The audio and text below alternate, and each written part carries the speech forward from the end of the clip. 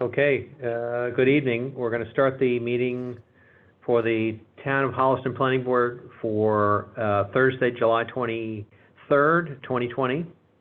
And before we start, I have to read a quick couple paragraphs here. Pursuant to the Governor's order suspending certain provisions of the Open Meeting Law, G-L-C 30A, paragraph 20, well as the Select Board Emergency Order dated 3/16/2020, the Planning Board will be using remote participation for this meeting. The audio of this meeting is being recorded and will be posted on the town's website within 24 hours in accordance with the Governor's emergency action requirements of keeping the public informed of actions during this meeting.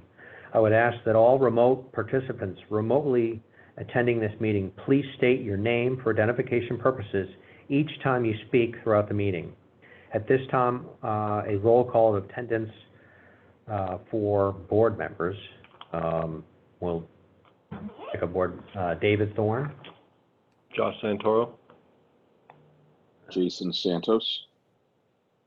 Karen Apuzzo-Langton. Okay, great. Thank you very much. And I guess first we're going to do approvals not required. To your right, Dave, you have a plan at Washington Street for a division of the existing building. This is I think it's called Hollis Industries. So it'll be almost across from the plaza that has Bezos in it. Oh. We have a terrible graphic, so I'm sorry, Karen and Jason, about not sharing this graphic.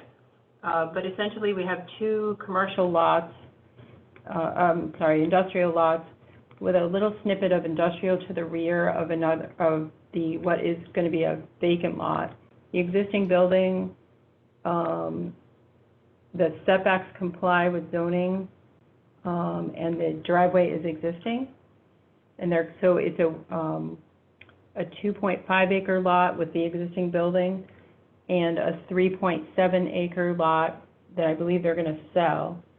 And again, it's primarily industrial, and it's one or two houses at the intersection of Washington and Oak Street. It's further down towards the plaza from there. There's a little pond almost across from the plaza. This is adjacent to that. So they comply with the approval not required regulations of having the area and the frontage. In this case, the building setbacks also complies because it is an existing building. So I would recommend that you just have the agent endorse the plan. Mr. Markadant might be on the call, and I think I kind of bumbled, but essentially that's it in a nutshell. It's just a straightforward lot division on an existing street. Hey, Karen, looking at this, where would Scooby's additional outdoor storage be in reference to this? Over here by my hand somewhere. Okay. Couple feet. Gotcha. A couple 100 feet down on the same side of the street. Okay. Thank you. Behind that circle thing, right? Yeah, exactly. So it may actually come, right up to the back side of that building. But over here on the, what would that be? The western side of that building. Okay. Thank you. Yep. All right. So I guess I'll make a motion to empower myself. okay. All right. Do I have a second? Second. All right. All in favor? I guess we'll start with Karen. Aye. Jason? Aye. Josh? Aye. All right. Okay. You need 3 or 4? 3. 3. Okay. Okay. All right. Yep. So. Sorry, it's upside down. Okay. So he's just going to sign that quickly. Hey, Karen, I'm on the phone here if you need me going forward. Hi, Mark. Hi, Mark. Hello, everybody. Hello. Do you want to do Constitution Village next, Okay. then, if Mark is? All right. Okay. So I guess we'll go to Constitution Village, covenant and plan endorsement. So Mark has done a quick review of the proposed covenant for the modified subdivision, provided a couple of comments, and Angela, I believe, assented to those. She's on the call as well. The plan set is in front of Josh. That's been revised through the decision date for the modification that you approved. Today is the end of the appeal period, and I think the only point of clarification is to know, Angela, whether you need all of those sheets signed, because there are a lot of sheets in that set.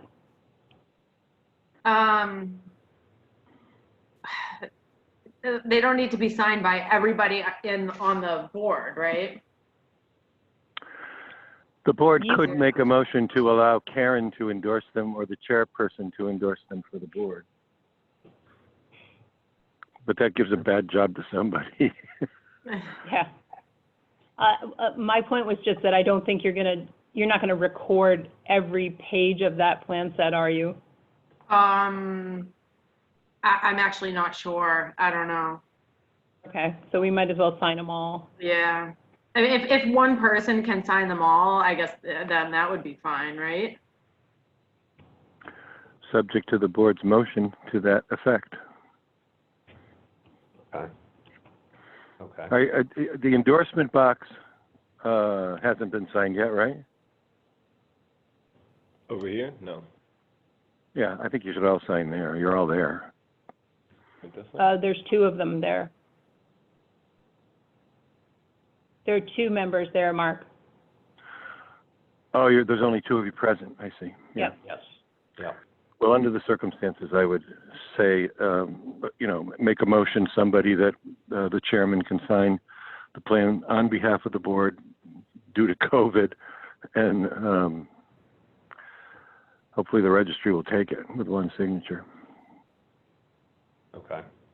And you might have to give them the minutes of them. You might have to give them the minutes of the meeting when you try to record it, just so that they can see that you had a proper authorization. Yeah. Okay. Follow some of this one, like you slid fan and Okay. slapped it with somebody else's. Minutes, okay, the minutes, okay, from this meeting. Boy, this COVID's getting to be hard. So, would somebody like to make a motion, I guess, so that I guess I'd be signing these? Make a motion to empower the chairman to sign the plans for Constitution Village. Okay, and do I have a second? Jason, second. Okay, all right. What else do we need to do in terms of, Mark, I don't know if we, I think you're good. okay. Karen, is there anything else you'd like to? I'm good. I'll Okay, administer the slash to your hand. I don't know who will do Angela's or whoever Okay. represents them, but okay, that's how you do a blood covenant, at least. okay. So I will sign all these now, or do I have to sign, I guess I'd sign it now, or Yeah, whenever you want to. at the end of before the end of the meeting? Yeah, we'll do it at the end of the meeting. Don't worry about it. I'm not holding everybody else up. So I guess that's it in regards to this item, I guess. Is there anything else that, So I can pick up the plan set or maybe tomorrow morning Yes, and the decision too? yes. Okay, thank you. You may just want to coordinate with the town clerk's office about when they're going to be open. Okay, They should be open sometime before 1. right. Okay, thank you. Everybody stay safe. I'm zooming off to Lexington. Yeah, Okay. peace, Mark. thanks very much, Thanks, Mark. everybody. Bye-bye. All right. So I guess that's it. We're done, okay. The end of the So, meeting. all right, so we're on to the next thing. Amber, 2 RD LLC, 0 Norfolk Street, extension to land disturbance permit. I think this quickly falls to me. So this is just a request to extend their permit for a year. These are the lots between, on Norfolk Street, between Goulding Street and the intersection of Hill Street, on the Hill Street side of the street. So several of the lots have been completed. There are additional trees to be planted and an additional lot or two to be developed. So he's looking to extend that permit. That should just be a quick yay or nay on your part. Okay. Would somebody like to make a motion to that effect to extend the permit? I'm trying to think, so 6 months or I think he's looking for a year, year, okay. just in case. So that would be to July, What's the address? July 23rd or so of 2021? What's the address? We don't know, I don't know what that date is, but Friday. it's a Friday. Don't you move everything like the Oh, day okay. before? All right, okay, yeah, Is that what you do? yeah. It's the year before, it's like the, Oh, right, okay. no? Am I being dumb? Like, my birthday was on a, what was it, like on a Saturday last year, this year it's on a When you Sunday. turn 21, you can actually drink on the 364th day of your 20th year. I mean, if you're, yeah. I know, So, right, yeah, I know that, Okay. okay. push it forward. So we'll just say July 23rd, 2021. I mean, I could look it up on a calendar. I don't I see bet one it's in the here, though. 24th. Okay, so, Let's take a look. I got a calendar right. God, stop. Keep going. so would somebody like to make a motion to that effect to give them another year to, Amber to R&D LLC? You move back a day. You move back to The the 22nd. To the 22nd, okay, so the 22nd. 4 days. Would somebody like to Make a motion. Make a motion to move back the permit described by David just now to July 23rd, 2021. Okay, Second. and, yep, okay, all in favor? Aye, Josh, Jason, Karen? Aye. all aye. And Jason, you made that motion, just for the Yes. record? Okay, all right. Such a so, wonderful motion. That's Yeah, sure. All right, and we've done Constitution Village. Next on the agenda is 1490 Washington Street, parking review. All right. Is there somebody, I guess, is there supposed to be somebody here from, He could be, I'm not okay, sure. somebody here from 1490 Washington Street? I don't see any of On the those call. dudes. Yes, Mr. Chair, this is Robert Burr, counsel for 1490 Washington Street LLC. I'm also joined with Anthony Reseska, who's the manager of the LLC. Okay, okay. All right. And you're looking to, I guess you're trying to get some occupancies at this, at the buildings here, I guess. Correct. In either C or B, okay. All right, The permit or the site plan approval and special permit had in it a condition, an informal review of the parking when it was established which tenants would actually be going into the facility. So that's why we're here. okay. Do we know who's going in the facility? Do you? Zone? Mr. Chairman? Yes. I think my Karen, only yeah. question would be, I recall that the abutters had come to this, I think it was the Francos that did come, and the biggest conversation that we had was around the plantings. Have the plantings happened? Yes, No. yes, they have. The arborvitae's, yes, they have. And when I did see those today. Good, I saw those. good. Yeah, Oh. I did see those today. All right. Thank you. And I had some, I guess, some questions. I think, I don't see that Chris is on this call, but, building inspector. But, I guess some of the questions I had were I see down below, but I guess to the, let me look at my notes here, to the left of building B, I'm sorry, to the right of building B, there's a huge rock pit, which I believe is, I see drains coming out of there. It's maybe a catch basin. There's 2 or 3 cement barriers there, but there's a lot of open space. Is that something that there are going to be railings there, or I don't know if that's planned for that area around that? Mr. Chairman, we are intending on putting a 4-foot chain link fence around it. Oh, around that, okay, great, okay. Okay, right to the side there, okay, okay. And I noticed there's stakes all the way down between your property and I believe it's I don't know how to pronounce that, Camatras Landscape? I'm sorry if I'm pronouncing that wrong. Okay, But no, that's Dan Burke's property, and the reason that the land is staked, we're getting ready to pave. oh, I see, okay. Oh, so you're gonna pave your side and he's not, okay, all right, okay. Okay. I saw the stakes there, okay.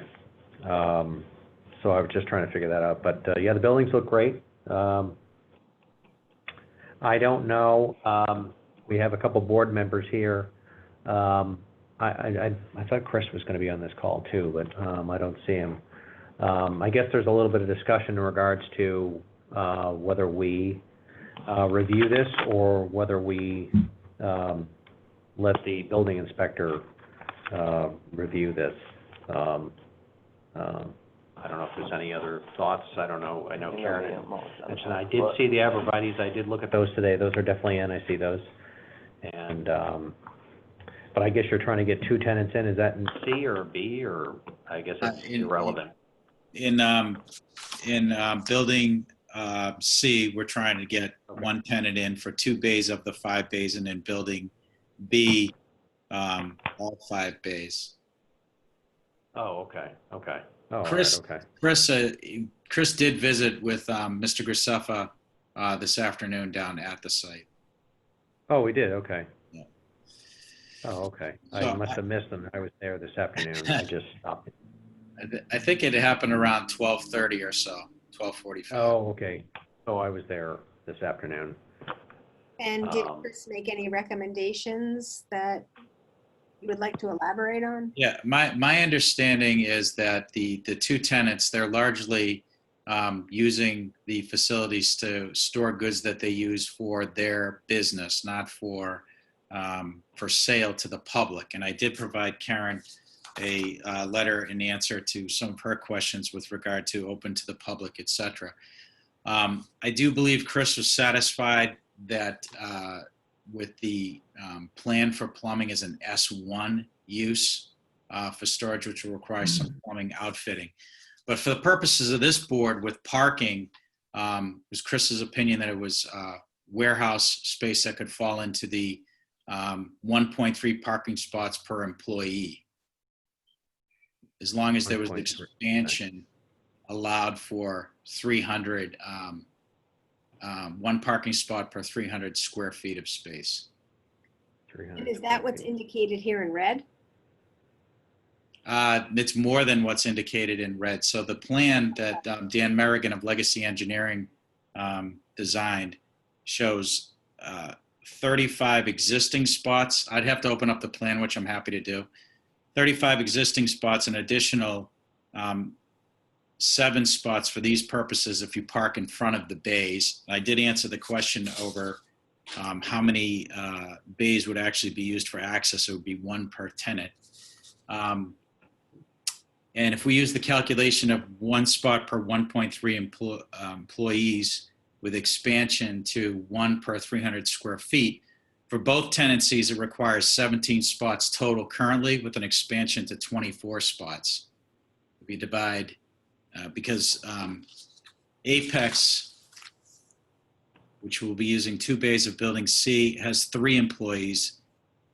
And Caruso, which is using building B, 5 bays, has 10 employees. However, only 1 person will be going to and from the premises. But for these purposes, we included all 10. So for both tenants, proposed tenants, it would be 13 people total times 1.3 is 17 spots. And if I divide 7,000 square feet for the 7 bays divided by 300 square feet, that would be 24 spots. So in my opinion, 17 spots plus expansion to 24 spots. There's more than enough currently to accommodate that without any expansion, which incidentally, we would look to try and do as little expansion of parking as possible with such a minor amount of use, because I think that's probably better for the environment. It doesn't make a lot of sense to create additional impervious surfaces or remove snow fields or adversely impact the environment unnecessarily. Okay. I'm looking at the parking lot, I guess, with the red markings on it.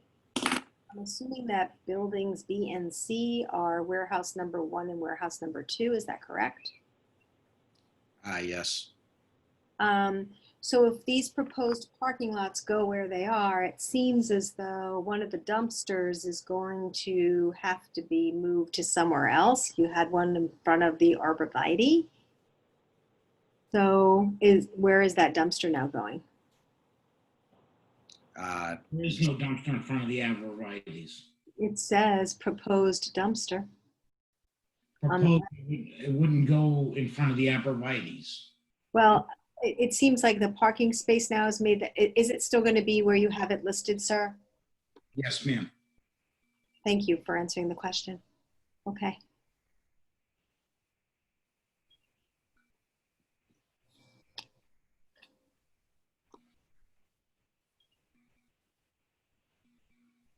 I don't, because I still don't, I think I don't see Chris, so I guess we'll just, I'm looking at it too.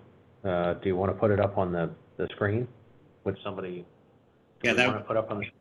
Okay. That would be Okay, great. here we, okay, here we are. Thank you, Chris. So, I'm sorry. Okay. Oh, I see. Okay, proposed dumpster. Okay. Okay. Okay.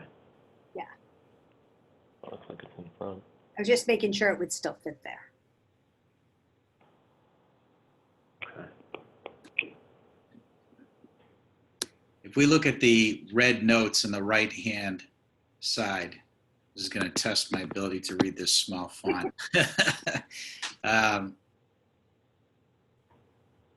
Oh, that's even better. Thank you. It says the space shown in red are potential parking expansion areas, in total 39 additional spaces. The site contains 35 right now. So the total potential is 74 spaces, which even under the most extensive use, like say a business that was having customers coming in and out all day, there's certainly expansion on the property for that. But I think we talked, or that would require moving into like snowfields and things of that nature. But the point that I was making earlier of 1.3 spots per employee, requiring 17 currently, with an expansion of 1 per 300 square feet, which would be an additional 7 or 24 total. There are currently 35 parking spaces without getting into the expansion area. Okay. I see here too, a proposed stockade fence. I didn't look at that behind the bushes there. Stockade fence in the back here. That stockade fence is being installed on August 3rd. Oh, okay, great. So you've had a discussion with the building inspector here in town today. I'm not sure, I have not, or we have not heard from. We did, I just got a quick email from him. Okay, He's agreeing to the calculation of the use as sort of the industrial category because they are using it more for storage. So the wholesale and industrial establishment category of the off-street parking section of the bylaw is what Chris is agreeable to. okay. Did you have anything you wanted? Okay. Oh. Okay. Jason, is there anything that you wanted to look at, or? Nope. I'm glad that Chris is okay with it. The calcs sound like they make sense. Glad the arborvitaes are there. And I'm glad the dumpster is not in front of them. I did notice them today, and I didn't see the fence, but I know you stated that the fence will be going in, and it looks like everything's all progressing. That whole front is all cleaned up, and I know there was some question of the fence in the front up towards the.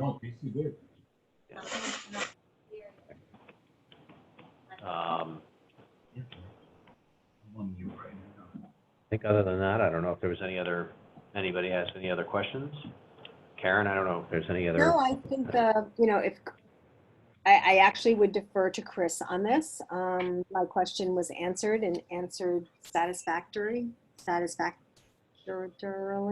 do you say that? And the parking lot seems to indicate all the spaces, so I'm good. And I guess all that, once that's paved down at the bottom there, I guess there's a way for the swale for all that water. I can't imagine all that water going down the hill towards Building C, but I guess there's probably a way to swale that away from and going into the garages there, I guess, or something. Right, it would go towards stormwater basin number 2, right? That's correct. It's all pitching that way. Yeah, Oh, okay, all right. and I'm assuming, right, it did go through a stormwater review, so, Yes. right. Yep. Because we are basin number 1, right outside of the first building. Yep. Well, I Yeah. just saw the large hill from up at the neighbors down towards Building C. I was just sort of looking at the pitch, but, yeah, it looks like you've got stuff underneath it up in the stormwater basin number 2 or number 1, and so there's, it all looks like it's in good shape. So I think, I don't have any further questions. I don't know if there's anything else. Okay. Unless, I don't know if anybody else had any questions before we, other than that, I'm good. Would somebody like, okay. And Karen, you're good, I guess, so. Okay. Would somebody like to make a motion to this? And we're making a motion to their proposed, Parking plan for Parking these plan, 2 okay. particular tenants, yes. okay. So if somebody would like to make a motion to, this plan, if somebody would like to, between the 3 of you, Make a motion? okay? Is it 1490 Washington Street? Yes. Cool. Yep, Make a motion 1490. to approve the plans as stated, for 1490 Washington Street. Okay, all right, do I have a second? Josh? has Jason made a motion. Santos, second. All right, all in favor? Aye. Okay, Josh? Karen? Aye. Okay, Jason? I think he's gone offline. Aye, It looks like- aye. Oh, you're there, okay, aye, okay. All right, thank you very much. Oh, you're off, can't hear you. I'm sorry. Hello? I said thank you very much. Have a nice evening. Okay, thank you very much. Thank you. Good luck with the project, Thank you very much. Thanks for your help. very much, thank you. Okay, and I guess we'll start, the first would be the public hearing, subdivision modification for new Hopping Brook Trust, Hopping Brook Business Park. That's the first one. It's the fake one, Tom. So somebody, I'm not sure who's here for this. for the Good evening, first, Mr. Chairman. Peter Bemis, Engineering Design Consultants here. Hi, Peter. Hi.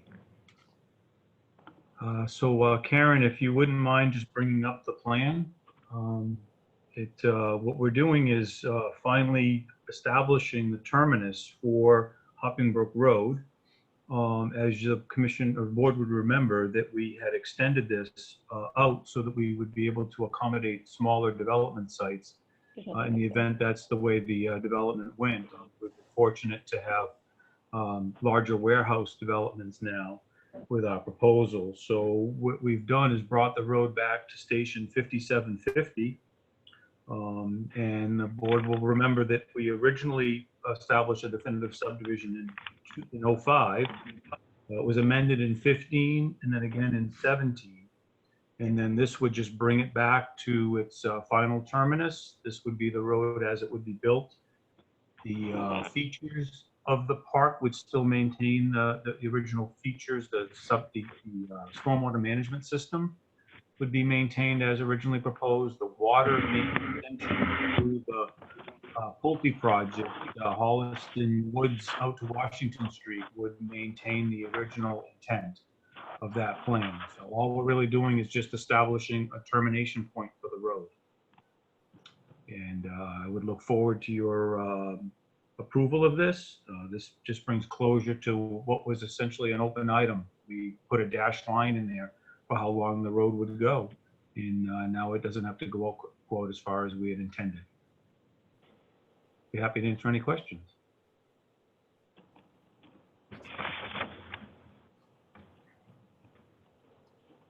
So you're bringing this back to, okay. It's about You 100 mentioned feet it. from Pharmacan. So in Pharmacan actually just got their occupancy permit. So Okay. that facility's finally online. Okay.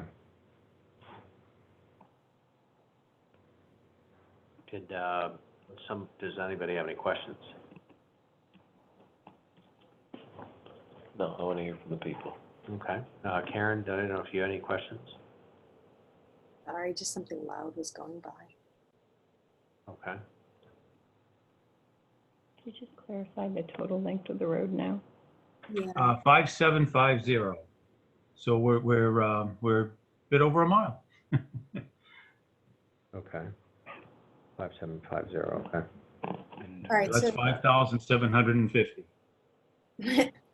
so the old cul-de-sac circle there is in front of Pharmacan, and the new extension goes all the way to that little cul-de-sac at the end, right? Yeah, thank you. Just opposite. The old went out to that dashed line at the end. Okay, 'cause we you're weren't pulling it sure. back. Yeah, the old, right? We're pulling it back, so we don't have to go out as far as we had thought we would. Okay, all right, thank you, because it was hard to see. Yeah, understood. Okay, All right. Jason? I have no objections to having a shorter road. Okay. All right. I don't know if there's any other thing else before I open it up to, you're all set, okay? Everybody else is, so I don't know if there's anything else we need to discuss before I open it up to the public for comment. I don't know if you had anything else that we need to discuss with this, or? No, you're okay with understanding the number of feet that do you want to specify that? Peter, do you just want to represent how many feet exactly it's being reduced by? I don't recall what we had for terminus before, Karen. The original approval would, but I don't have that one in front of me. Okay. So bear with me, I probably can do it. We'll just see what the public questions are, and by the time I might answer those, I might have the answer for you. It's okay, you went forward. I'm sorry to ask you to go backwards. It's Right, you okay. went forward to the terminus. Yeah. So I just know, based on the article that passed at town meeting on Monday evening, that the existing roadway is 4,000 plus. So understand how long this roadway is. Okay. Oh, right. Yes, exactly. That's what we've done. We have one long road here, and we needed to establish a terminus, and that's where it is now. But none of the other features change. The cross-country water line will still be there. That's something that's very important to both your fire department and your water department. Okay. So at this point, I can't really see anybody, if there's anybody in there Oh, there are people there. if there's any questions. They're right there. And when we open it up, if there's anybody that has questions, we'll call on you, and then if you could state your name and your address, that would be terrific. I'm trying to see if there's anybody with questions, and I should have read that other, I don't think I even had that. We have nobody on the phone anyway. What's that, no one on the phone? On the phone, so Okay, so, you just kind of raise your hand. okay. So I was looking for people on their phone call that had a question, but if there's anybody in the audience that has, if you could raise your hand, if you have a question in regards to this particular item here that we're discussing, which is Hopping Brook Trust, moving the road back. Anybody in the audience, if I see anybody.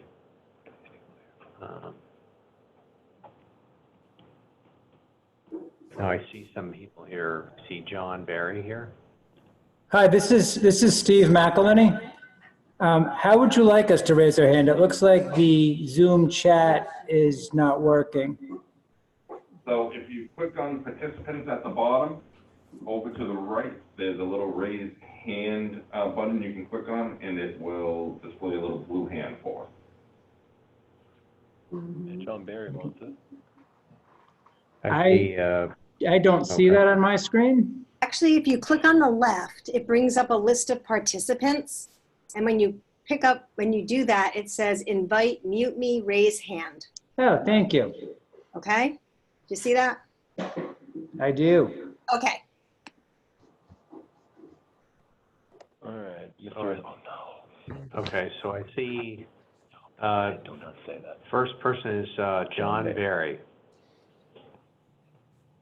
It's John Barry. Yeah, we have a number of questions here, but this is John Can we have your Barry. address, please, Yeah, John? sure. Sorry, this is John Barry, 7 Old Surrey Lane in Medway.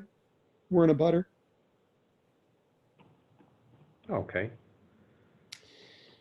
We have a number of questions. I'd like to defer to, I think, Steve, or some of my neighbors, but I will ask a question that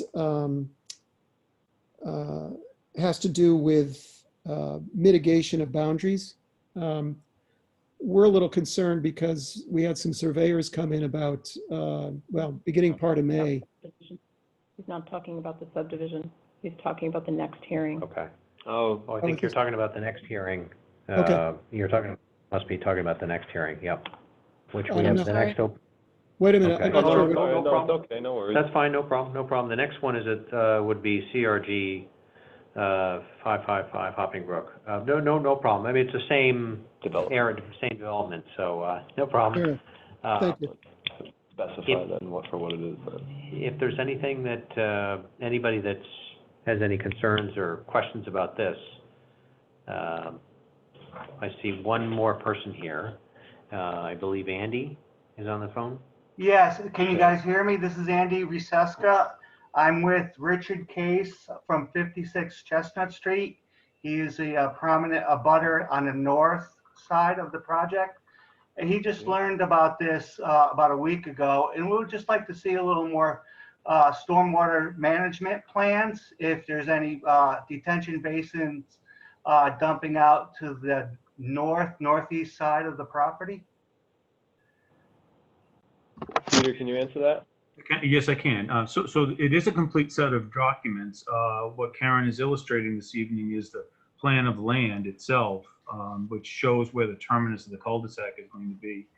The other plans do show all of the stormwater, and that is located, actually, Karen, you bring up the screen again. It does show the easement location for it.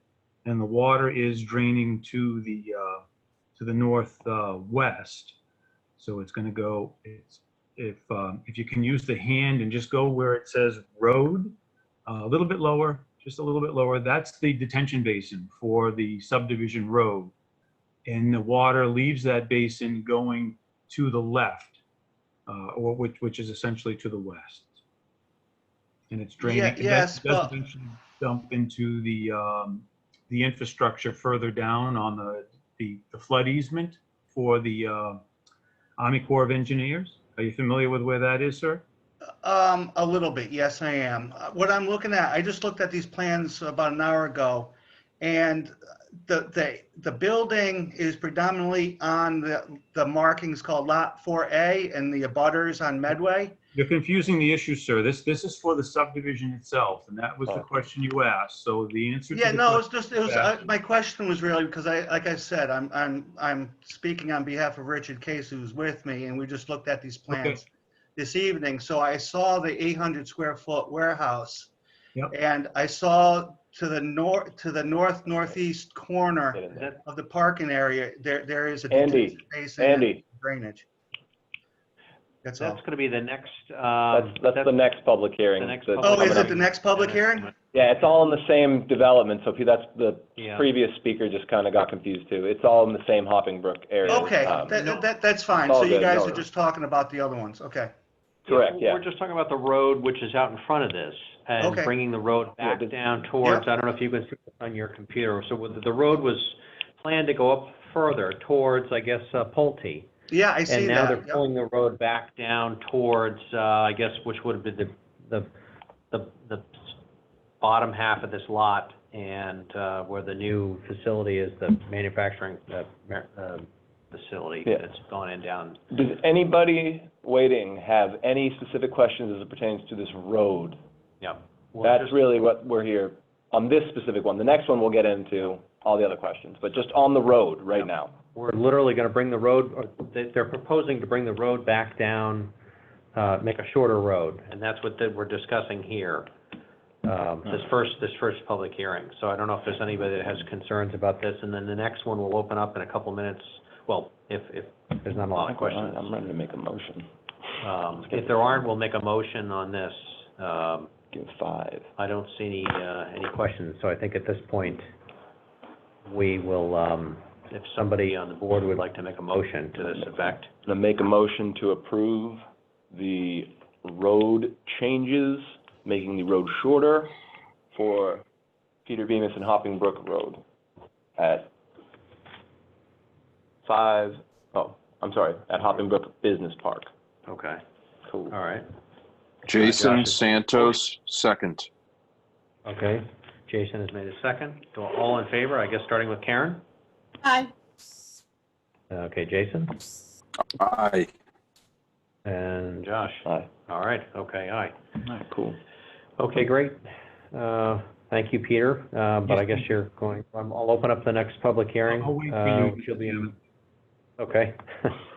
Next one is, I think, what a few people have been just talking about. Let me just announce CRG Integrated Real Estate Solutions, 555 Hopping Brook Road.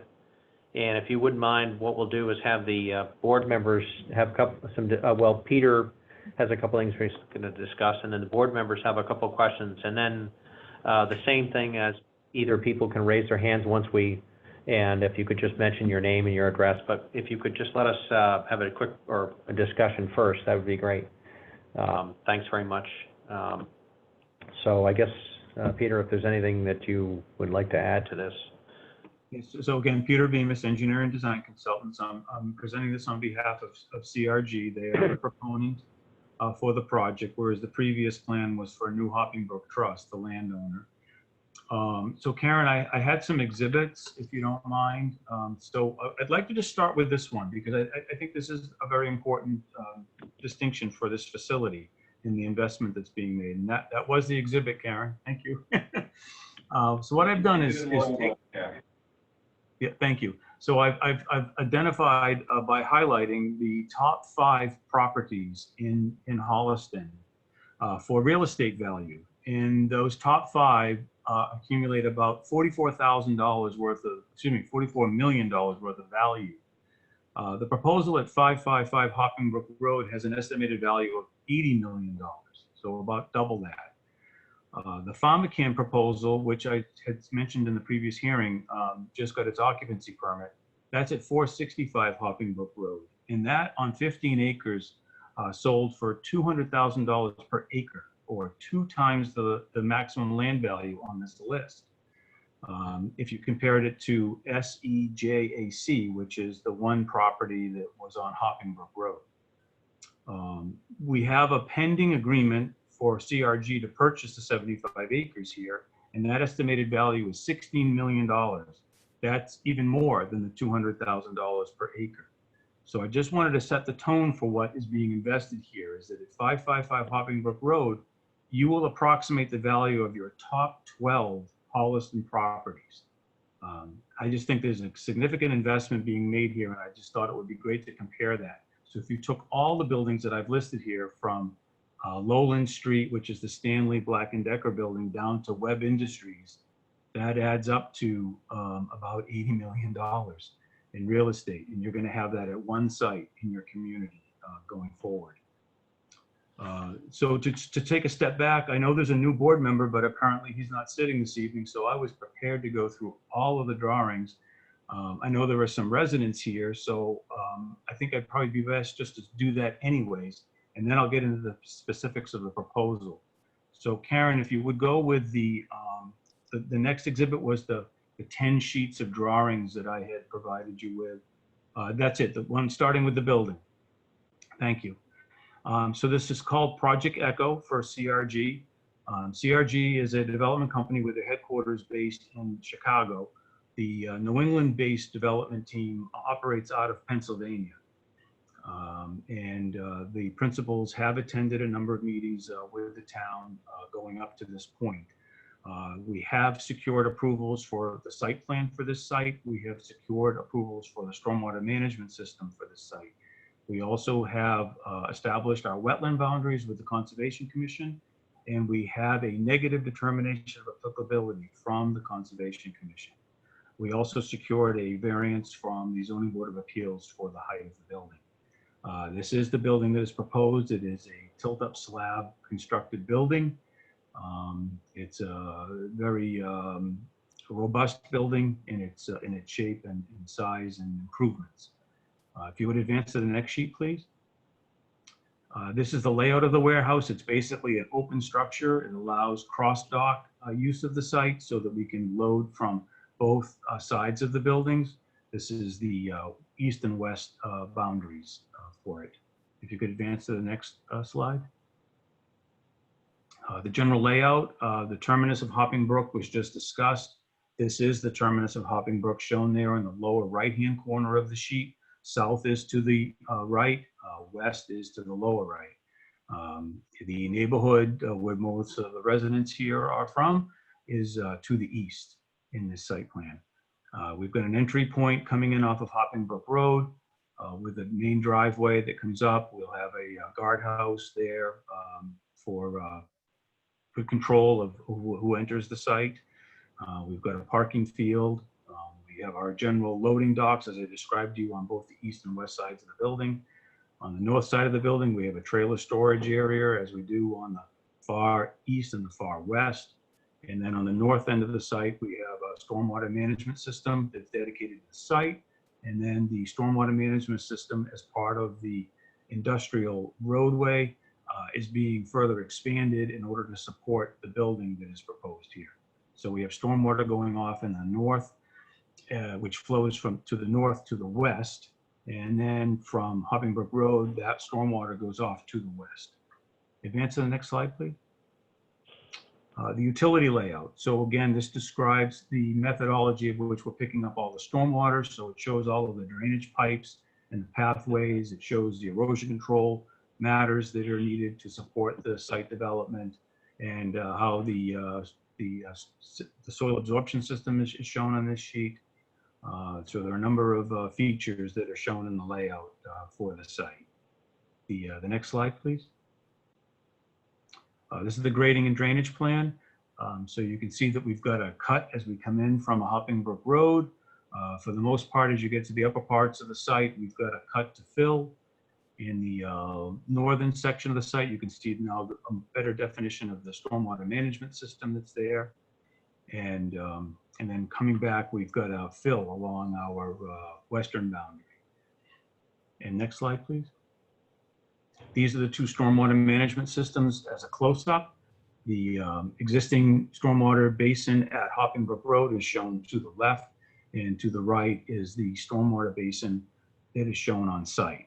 Again, all the stormwater from this site will go to the west as far as the drainage pattern of the site. That's the natural drainage, is away from the Medway town boundary and away from the gentleman that spoke from Chestnut Street.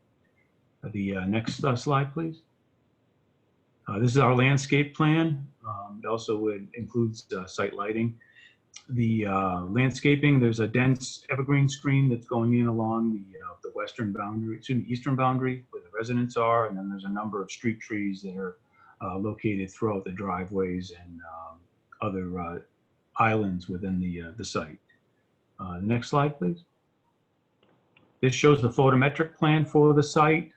This was done as a full analysis of the site so that there was no light escape beyond our boundaries. So all lighting would be contained within our site plan. Again, next drawing, please. This is our stormwater management plan. So it shows, again, where the erosion control will be, how all stormwater will be captured, during construction as well as permanently with the site. There are a number of notes and construction requirements for the contractor to follow. The next slide, please. And this is another plan that was done as a supplement during the processing of the site. So it identifies the stages 1 through 6 as to how the programming will be developed to build out this site. The next slide, please. That's the last one. Okay, great. So that was an overview of what the planning board had already approved for the site plan back in March when we received our site plan approval and our stormwater management approval for the site. If I could go to the next slide, or is it the next PDF? Thank you. Yeah, so this was a plan that was done when the planning board was concerned about the impacts to abutters. We brought that issue up to the client, CRG, and CRG stepped forward and ensured that we would be putting in a robust evergreen screen. So it shows each property owner that does abut the site, the location of their existing building, the location of the existing clearing limits on their lot, and then the relationship to our site. And it was tied in by stations within the site so that you can see in a cross section what it looks like as well as in plan view. So this is the plan view section, and if you just advance the slide, please. And this shows the cross section. So it identifies at each station, you would go to the corresponding landowner. The name is there. At this scale, it's difficult to see. You'd have to zoom in. But you'd identify where the property owner is located, what the relationship is to the building, and the relationship to the residents. And in addition to this exhibit, we ensured that no abutters were going to be impacted by the program. There's a fence that goes in on top of the wall that's going to be built along the boundary. There was an additional $4,000 per resident allocated as part of the planning board decision. So that's all part of the record. So if I could go back to the, I guess it'd be best just to go back to the first exhibit and maybe the layout plan, because that would be something we could reference again. Thank you. So it would be the first sheet in the first exhibit. You almost had it there. There you go, that one. And first plan. I'm sorry, go down one more. Okay, great. So again, this is the overall development site. And what we've asked the planning board for now is the items that were required for special permit. So in the zoning bylaw in section 2G3, general industrial uses, including manufacturing, we're not going to manufacture anything here, but we will store, from the building inspector's perspective, he was concerned about processing, packaging, and assembly. So what we're going to have is a warehouse here, and things are going to come in on a truck, and they're going to come in on a pallet, and there's going to be lots of items. It's an 800,000 square foot building. So pallets will be broken down, the items will be inventoried, and then those items are going to be repackaged again, put on another pallet, and sent off to the end user. And so the building inspector had suggested that we seek approval for that processing component. So that would be, on a high level, that's my first request, is that under the general industrial storage, processing, packaging, and assembly, I will have more than 15,000 square feet, which is basically 1.88% of my 805,000 square foot building occurring within it. So I would need the planning board to authorize that storage, processing, packaging, and assembly use in excess of 15,000 square feet. The second component is the storage transport of what is deemed a hazardous or toxic material over 15,000 square feet, again, 1.88%. And what we mean by that is that this facility is being looked at by a number of different users, more particularly the home goods type stores, so Home Depot, Lowe's, also Target, Walmart, those types of stores. There could be a company that comes here that would service supermarkets like Stop and Shop, Market Basket, Shaw's, any of your local supermarket chains, Ace Hardware, the Job Lot, Tractor Supply, just to get an idea of what all the local businesses are. And what these businesses need or would have is they may need two-cycle motor oil, alcohol, thinners, ammonias, bleach, household cleaners, pool supplies. So anything that you might have in your home is likely to need to be stored. And because the threshold here is 15,000 square feet, which is only 1.88% of the building area, we feel again is it's important to get permission to be able to store those materials here. Again, being a speculative site, we don't know who's going to come here yet, but we do know that there will likely be those types of materials, particularly if it becomes a home goods type retailer that needs to supply their marketplace.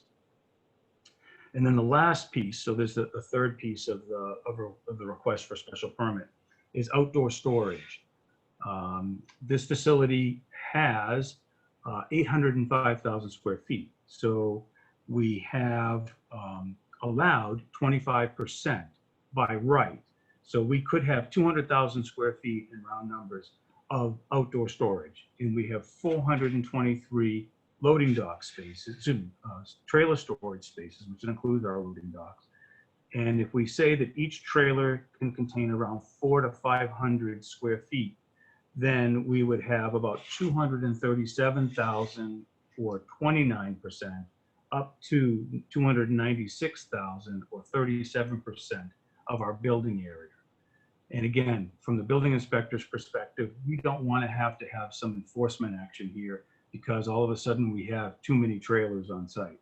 So it was just prudent to raise our hand, ask for permission to go over the 25% threshold. And we're not talking about going over it very much. We would say in round numbers, we're going to be 5% over because of our outdoor or potential to outdoor store a trailer on site. During the hearing process with the board, we had acknowledged that these outdoor storage trailers are really just that. These trailers are empty. All of the product is contained within inside the building. This is strictly just to be able to park the trailer as part of the business plan for the corporate ownership of this facility. And I might add that the CRG folks, their mainstay are corporate tenants that are typically Fortune 100 companies to 500 companies. The companies that I had listed earlier all are part of the mix of folks that have interest in this site. The one thing that the COVID virus has determined is that we just don't have enough storage of materials, and a lot of local supermarkets and stores ran out of supplies. And this is the type of facility that the marketplace has determined is a need. There's a great deal of interest in being at this site and at this location, especially being within the 495 belt.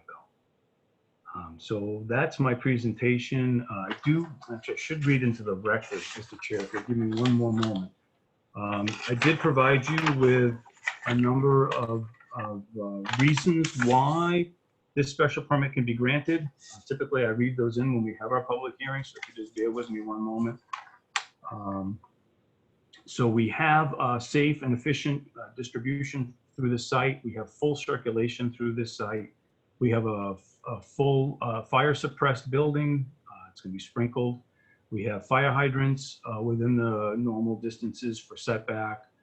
Our stormwater is treated, collected, buffered before it's discharged from this site. The site is completely fenced in and landscaped, and we eliminate any visibility to our abutting properties, especially the properties that are not the same use as us. We believe the use to be in harmony with the purpose of the bylaw. This is the industrial zoning district for the town of Holliston. This has been this way for a number of decades. This is not a new development area. The threshold for 15,000 square feet is artificially low. When you contrast that, when you're developing a building that's 800,000 square feet, we're really talking about only 2% of our building. So we're easily going to exceed that 2% threshold that you allow by right. The facility will operate in full accordance with state, local, and federal mandates. The warehouse does need the ability to park its trailers on site. Most corporations, when they make an investment in a building like this, they're going to have trailers. They need to stay on site. And we're not going to go over that 25% threshold by very much. And then lastly, the grant of special permit can be granted in accordance with the zoning bylaw, in that we are satisfying all of the by right requirements that the 15,000 square foot threshold would have imposed. We just, again, for the size of this facility, it is a much greater site. So we easily go over that threshold. So thank you very much for your time. I'd be happy to answer any questions. Okay, thank you, Peter. Let's open it up. All right, is there anything you want to add? No, Any questions? I'm here, Okay. I'm here for the people. Okay, Karen, I don't know if there's anything before we open this up that you had any questions on anything? At this particular moment, no. I think that Peter addressed the fact that the trailers would be offloaded, the pallets would be brought into the building. I imagine there could be times where it's too late or that isn't going to happen. But I think that he has expressed that pretty clearly. So I think that I would like to hear a little more from what the residents have to say and hope to be able to circle back. Okay, thank you. Jason? Same with Anything you'd what, like to- no, I just love to hear what anybody has to say. Okay, great. So at this point, we'll open it up to the public. And if you're on the Zoom call, you could raise your hand. And then if you're also on, I see somebody here. I'm with a phone call. I see a phone call. Somebody has a question. SMCLH. Hinney. Yeah. Looks like. That's Steve McElhenney over at 12 Carriage House Way. All right. I guess How I are want you to start tonight? I'm good, thanks. This is a little disconcerting to us in Medway and all of the abutters, not only the abutters, but other folks in the neighborhood here in Medway.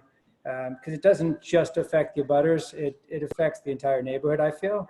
But I just want to lead it. One thing that I think Peter Bemis, the engineer, I think that's his name, not the name of the engineering company, but yes, said no abutters are going to be affected by this warehouse when he's asking for these variances.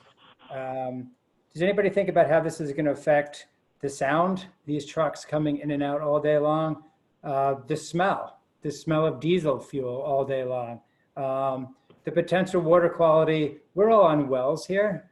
So the water quality, not only of building this place, doing all the blasting to get it there, how's that going to affect the aquifer underneath us? And you're taking, over 1 million square feet of land that could absorb this water in and help filter it before it gets to our homes. How is that being affected? And lastly, our property values. I don't know how you can say no abutters are going to be affected when this is clearly going to affect our property values. So I'd like to hear the answers to those questions. And I'm sure the town of Medway has more questions following that. And I just figured I would kick it off with that. Okay, thank you, Steve. Peter? I'll do my best to answer it. From my perspective, I can't necessarily speak to real estate values, but there was an industrial piece of land zoned at this location behind these homes before these homes were there. This has been zoned this way for a long time. So the real estate value, in my opinion, was already established before their home was actually purchased.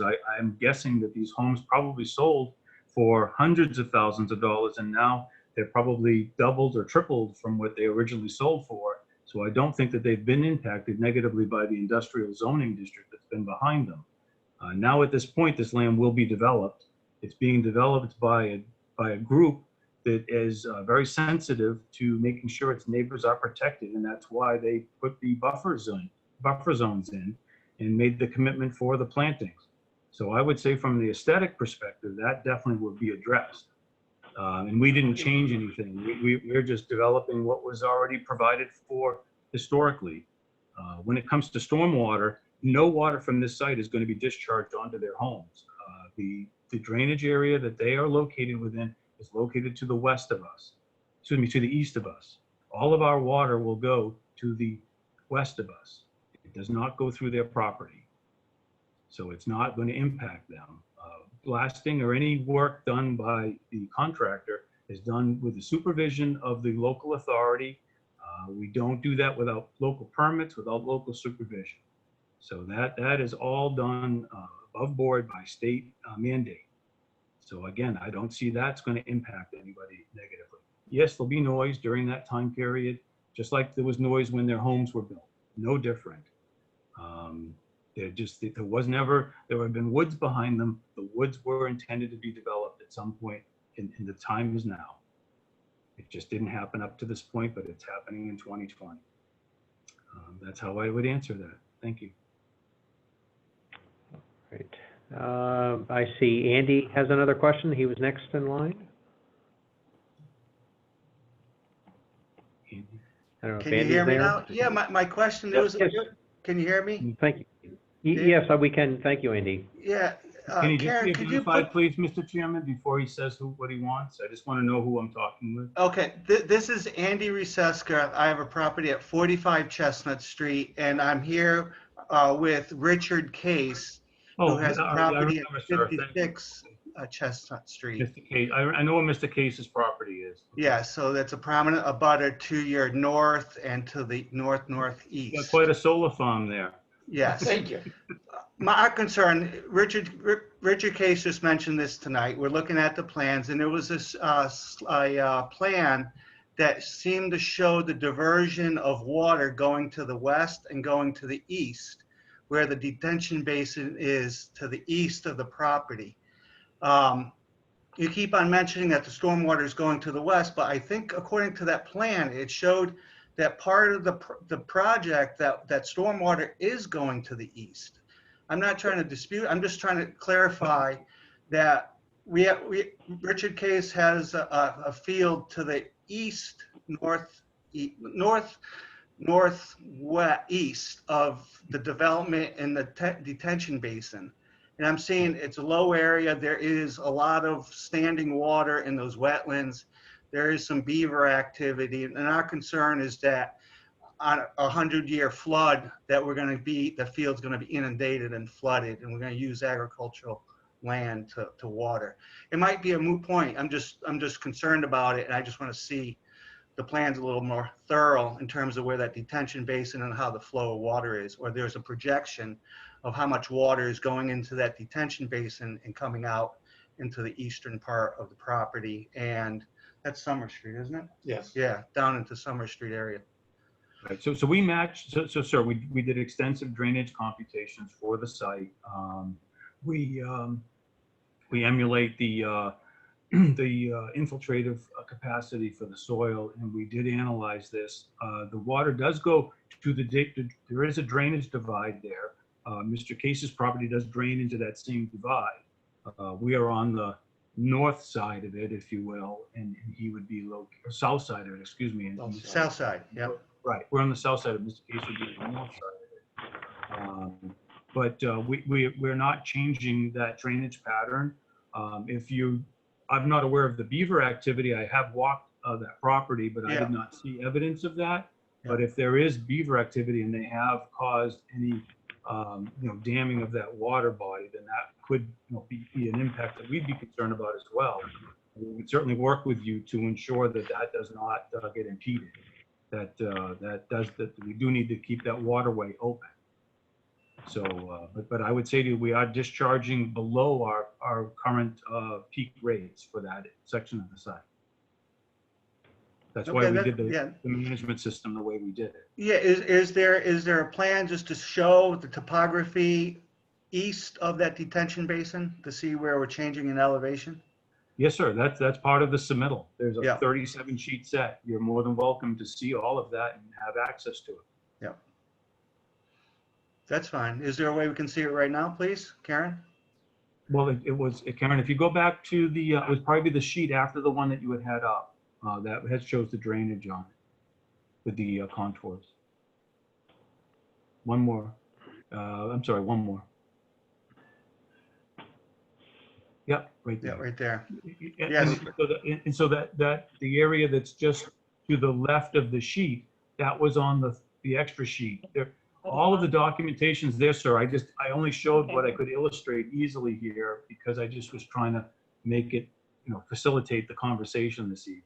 Yeah, it's just one was diversion. If the stormwater was showing in the project, some was going to the east, some was going to the west, and you were saying it was just going to the west. Yeah, it should, I mean, I think we'll be fine, but there's always a concern with excessive water. Right. That's all. Well, I guess you have a better handle on what's been done today. I saw the solar farm there is quite extensive. And what did you experience? A change in drainage patterns? There has been some change. Okay. This, Because it's they not really typically don't affecting where need this is. that. This That's is going to unusual. another field. Where this project is going to go to the backfield. Okay, well, but we're going into a natural drainage divide that's there. We're not changing that. So to the extent that Mr. Case's field may flood today, I would say to you that I'm not going to make that any worse, but I'm not going to improve it either. Because of where my activity is located, I don't have the ability to change whatever's happening in Mr. Case's land. So if it floods today, it's going to flood tomorrow, but it's not going to flood any worse than it does as a result of what I'm doing. Well, that's why you have a detention basin to hold back the Exactly. stormwater. That's right. So That's right. Yes, as long as it's designed properly, we shouldn't have a problem. correct. That's all. Okay. That's fine. Thank you. Thank you. Thank you. Thank you. Yeah. Okay. Next, I see a question from Mark Regan.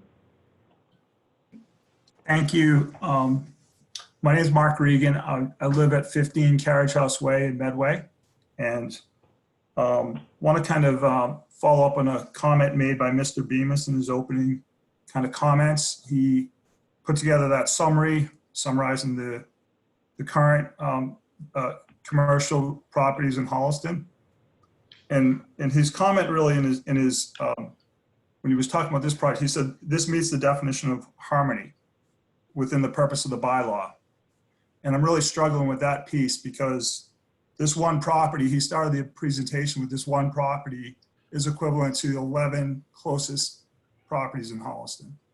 So to me, I'm not sure how the harmony plays in there. The other thing is that if you took, this building is within 100, 200 feet of residences, that you could take one of those residences and put 365 of those inside this building. Not sure how that's harmonious. Like to understand that better. Mr. Chairman, what I would add to that is that, again, this property has been zoned in this manner, seeking this type of development now for a number of years, and again, it finally has traction today. We are allowed, and actually even in their own community, in Medway's own community, I could put this building closer than it is. I could develop closer than they're developing. We have every right to go closer than we are. The proponent is respectful of these residential neighbors. They have provided a buffer that's wider than it need be. And I think that's why we're being harmonious. You can't just say that it's going to be a residential house on the other side. There was never going to be a residential house on the other side of that line. It's always going to be an industrial development. And that's what's proposed here. And we're doing what we can to enhance the quality of their homes, their neighborhood, to the extent we can. And we're working well within the regulations, and we're not pushing the envelope here. Thank you. Yeah, follow-up comment to that is that the original plan was closer to being harmonious. Now you've done an appeal to take the building up an additional 12 feet. Now you're going another appeal to make the impervious surface exceed the bylaw of 25%. So it's getting worse and worse and worse. And don't understand why that's a good idea. I'll just answer that, Mr. Chair. So the 25% increase has really nothing to do with impervious nature. That is the ability to put the trailers on site. The bylaw just happens to have an artificial threshold. And in this case, we're very close to being able to achieve it. We just go over that amount. So that's why we have to kind of raise our hand and ask for permission to go over. I'm trying to think of the other aspect of what you had stated. I really feel like you can't contrast the residential component to the industrial component, but the industrial piece itself, where it's located, how it's being developed, has recognized the use being different on that side of the line, and it has done its best to try to incorporate those pieces. And the proponent has stepped up and actually added even more financial commitment to the neighbors to use those resources as they wish. I know it was building height. So on the height of this building, if anything, we're providing even a greater screen with the building being higher. So I see that as being a positive, not a negative.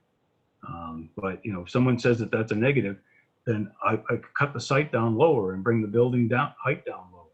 It to be a viable project in Holliston, they happen to have an artificially low height.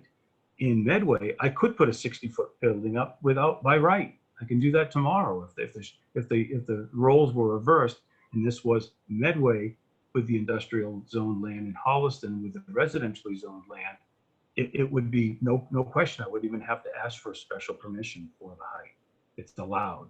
Most communities along 495 allow a building to be 60 feet high for a warehouse. It's just what we do today. Unfortunately, Holliston, when they rewrote their bylaw, wasn't thinking about industrial development. They wrote it for residential and no one caught it. So I'm sure at some point it'll be corrected. But right now it is what it is. And that's why we had to ask for permission. Thank you, Mr. Chairman. I see James Bruce, I'm sorry. I apologize. No problem. I kind of have two first names, so I get that pretty often. Used to it. Hi, good evening, James Bruce. I live at 1 Old Surrey Lane in Medway. I share the same level of unease and anxiety that my fellow neighbors have here in Medway. I do believe that this building is incredibly large, poses a detriment to the general welfare, safety, and really our health and the health of our children. I have a two-part question. So the first part is if the planning board or BMS Engineering found that there is no detriment to direct abutters, then why is there a monetary compensation of, I think it's maybe $3,000 or $4,000 being given to the direct abutters? That's my first question. Mr. Chairman, I'll answer that. One of the board members had pushed us during a couple of meetings. It wasn't the first meeting, it certainly probably was the second one, that the proponent stepped up and just made the commitment that we thought we had enough evergreen screen there. We're planting one. We're working with existing vegetation that we have. Call that. But the additional an additional commitment was made during that process, and CRG agreed to fund $4,000 to each abutter. I think it was an admirable cause on their part to agree to, and I think it was important for the board to see them make that commitment. Okay, thank you. So given that the recently proposed height variance was given, and that variance was, I believe, from 40 to 52 feet, which is a 30% increase in height, the same percentage really should be applied on top of that payment of, again, I forget if it's $3,000 or $4,000 to the direct abutters and to the proposed barricade measures, being the evergreen trees and the fencing. This is really a fair requirement, given that the payments in the barricade, I believe, were planned for the 40-foot height design. Will the planning board consider this amendment as a requirement to tonight's special permit request?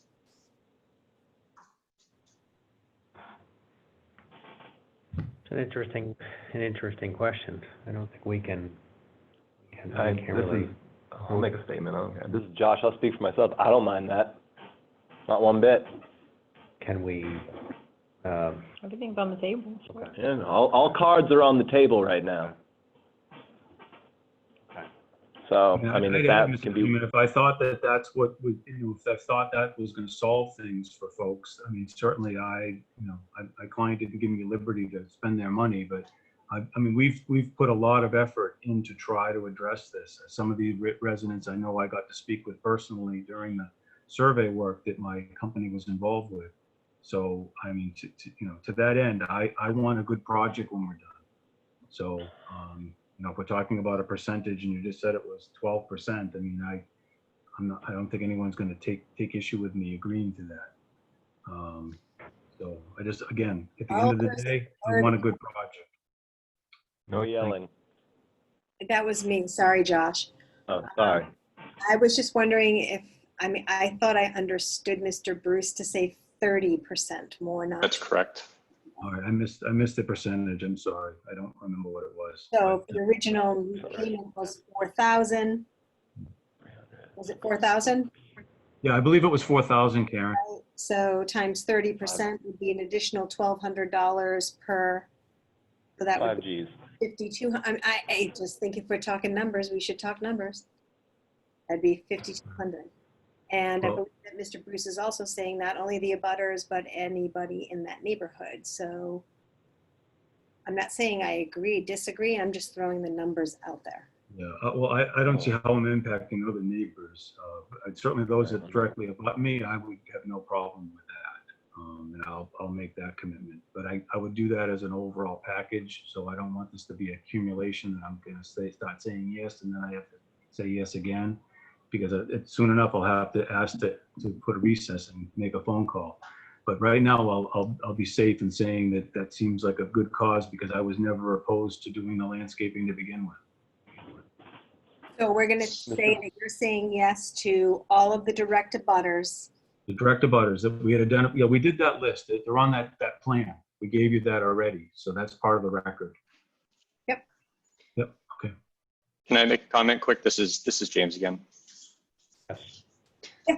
Yeah, just a clarifying statement. So my original request was not just an increase in the compensation, but a 30% increase to be looked at on top of the evergreens and the fencing and the blockades that's being put in place. So in essence, an amendment to what's been proposed between the direct abutters property lines and the proposed building site, increasing that by 30% as well. I don't know what that looks like, but I'm opening up that topic for discussion. Thank you. Yeah, I'm not in the position to make a design change with this. I certainly can offer the additional plantings and the programming that we've already done as part of the record plan and part of the record decision. So I'd say that the project still stands on its own merits with what we originally submitted.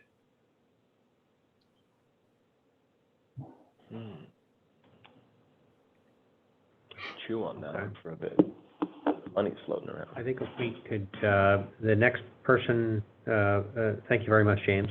I see here again, I think we've spoken with this person already, SMCEL. Lenny. Yeah. Yeah, that's Steve McElhenney at 12 Carriage House. McElhenney, I'm sorry, Steve McElhenney. Steve, right. We spoke. Sorry. I know we talked about the water, sorry. I know we talked about Steve McElhenney, 12 Carriage House Way, sorry. I know we talked to water about the water before, but I guess I'm looking for a little more clarification. So we're looking for an increase in the impermeable surface beyond the 25%. And this is while you're abutting what I understand is a nitrogen sensitive area. I understand our wells mean a mass classification of our land is nitrogen sensitive. Did the Board of Health or any other entity review the stormwater management plan for the increased impervious surface and its impact of this added stormwater flow and the impact on our wells? Okay. Can I just correct this, Mr. Chairman, because it's been stated again, we are not asking for an increase in impervious area. We're asking for the allowance to park trailers in excess of 200,000 square feet of storage on site. So that's the deviation, and we're going from 25% to 30%. We've identified that in our application. The coverage for this site is allowed to be 40%. We are only at 25.3%. We are well below what the zoning allows for coverage on this site. So I just want that to be on the record. We are no way near what the coverage can be for this project. And we're not going to be impacting the wells in the Medway neighborhood. Again, all of our stormwater, all of our activities are to the west of them and going in the westerly direction. We're not doing anything to the east. And their homes were sized and designed for their development site. For our development site, again, we are well underneath any environmental threshold with our project. Our soil absorption system has been approved by the local board of health. It's nowhere near any of the residential receptors that are here. We cited that away from them. So you're saying the Board of Health did approve it then? Yes, sir. They've approved this project. And I still don't understand how you can say you're 100% certain this is going to have no effect on our well water when you're having blasting to begin with to build this, and it could be affecting the very same aquifer that we're using. I don't know how you can say with 100% certainty that this is not going to affect the well water of the abutters here.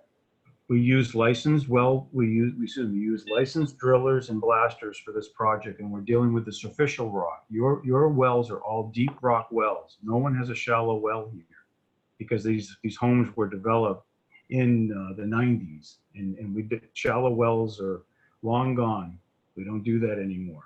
So I don't know the actual depths of your wells, but my guess is they're probably on the order of 200, 300 feet. I'm going to be dealing with the rock that's at the surface of this site. I am not penetrating your rock aquifer. So that's why I can say that with certainty. Thank you. Let's move to Okay, I see John Barry. This is John Barry, Hi, John. 7 Old Surrey Lane, a direct abutter in Medway. And just wanted to address a comment that Mr. Bemis made earlier about having spoken to a number of the residents here and a little clarification during the surveys. No one was contacted, at least we were never contacted, and the people next to us were never contacted. And in fact, the surveyors were marking trees well within about 50 feet into our land without any permission whatsoever. So in terms of boundary disputes, I guess my question would be, how is the town of Holliston going to mitigate any kind of boundary disputes that surveyors are claiming might be their land when it's clear that it's not?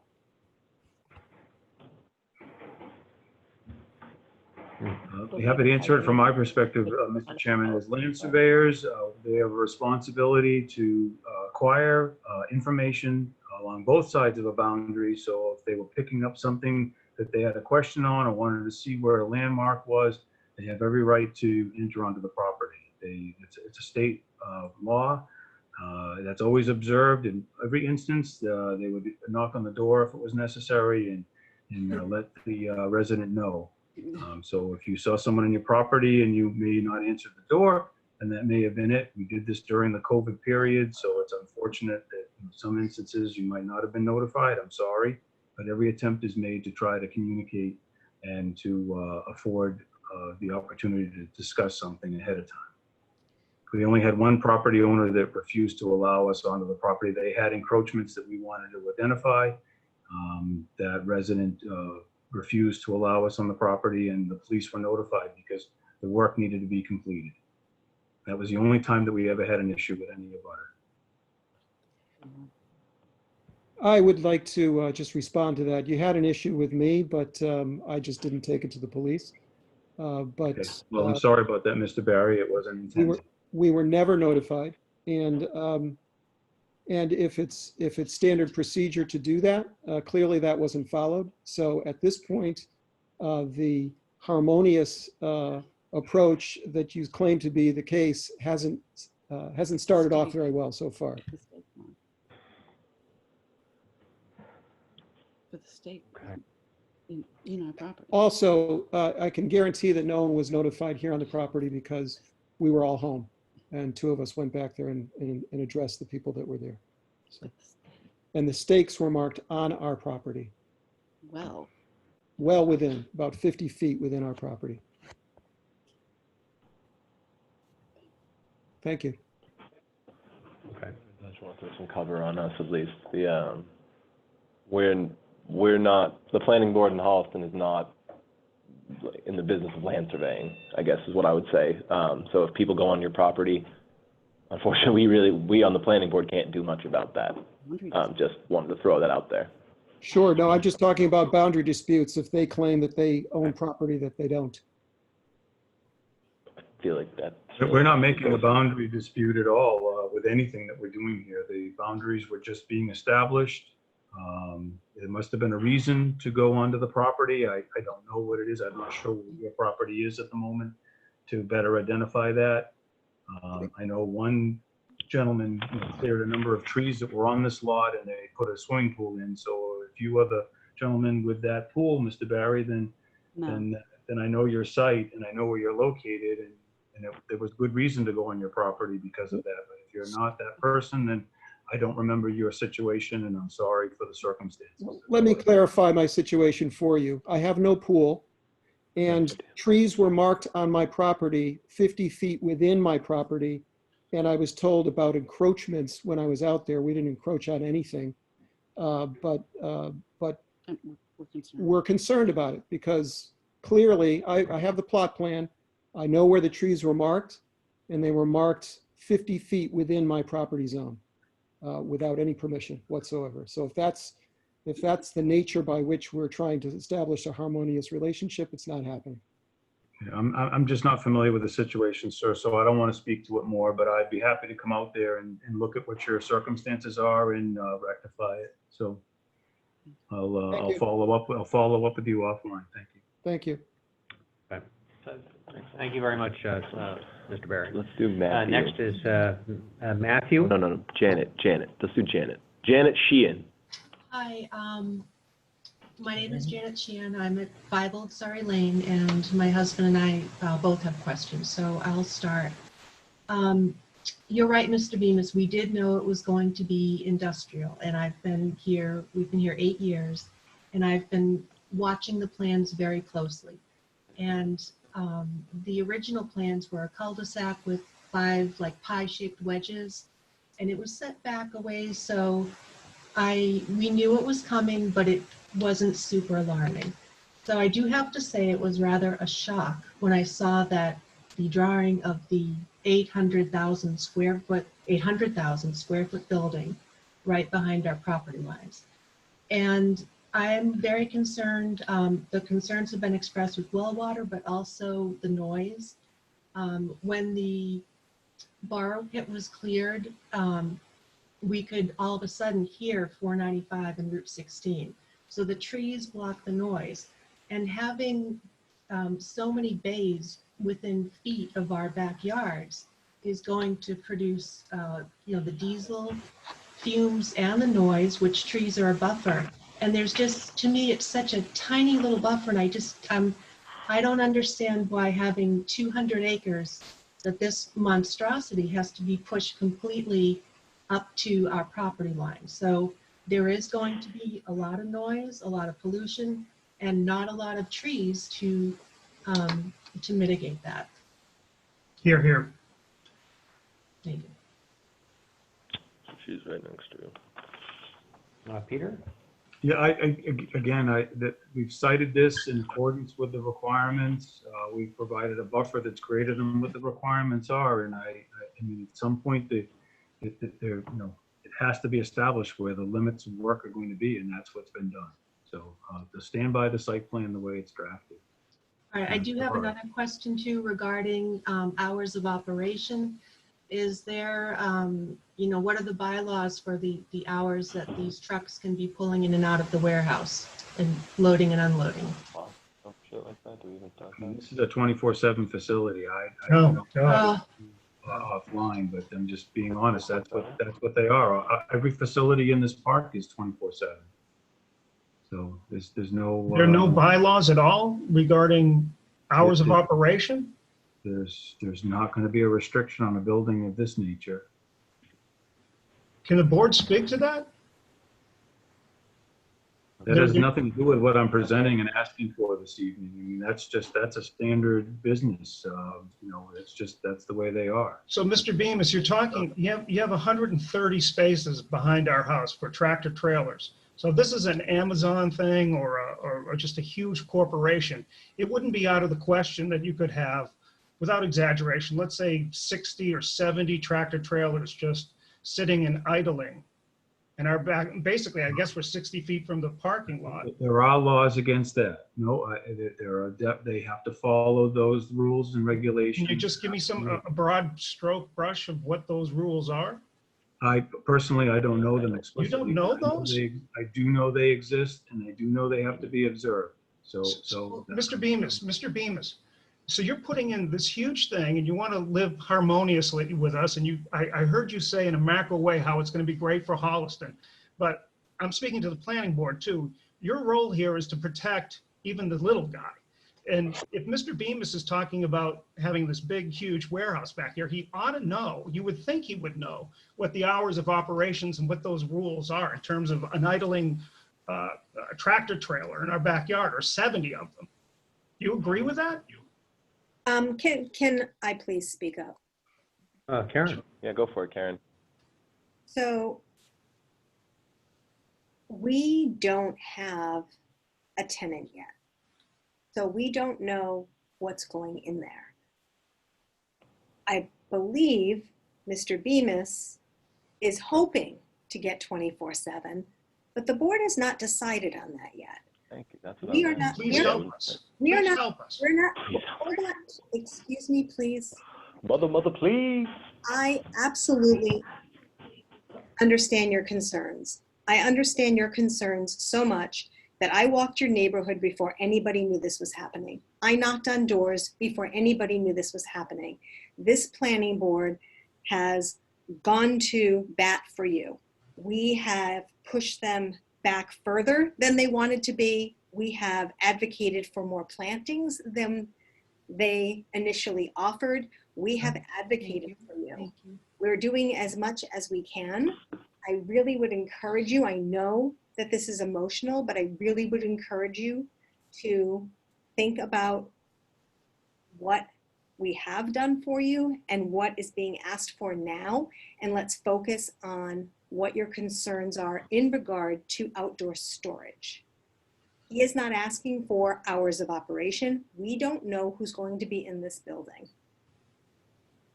I know we're all upset. I get it. So when do you address hours of operation? When we find out who the tenant is and they come for a permit to operate. Will we be notified? No. No, so we won't. No, you will not be notified of that. So, okay, so. Karen, What did you say? I think Karen's misunderstanding. Peter is asking for a generic permit. He's not asking for a specific tenant. He's asking for a use, which would apply to any tenant. He's not talking about a return trip to talk about hours of operation for any particular use. That's why I was confused. We haven't even discussed hours of operation yet, but this is all in the general application though, right? I thought this was general questions. I thought we were talking general questions. Okay. Yes. No, what we're saying right now, so that was explained by Karen, but there's just one little thing that was off, and that little thing is the elephant in the room, which is Mr. Bemis is not going to have to come back here to ask for hours of operation once he has a tenant.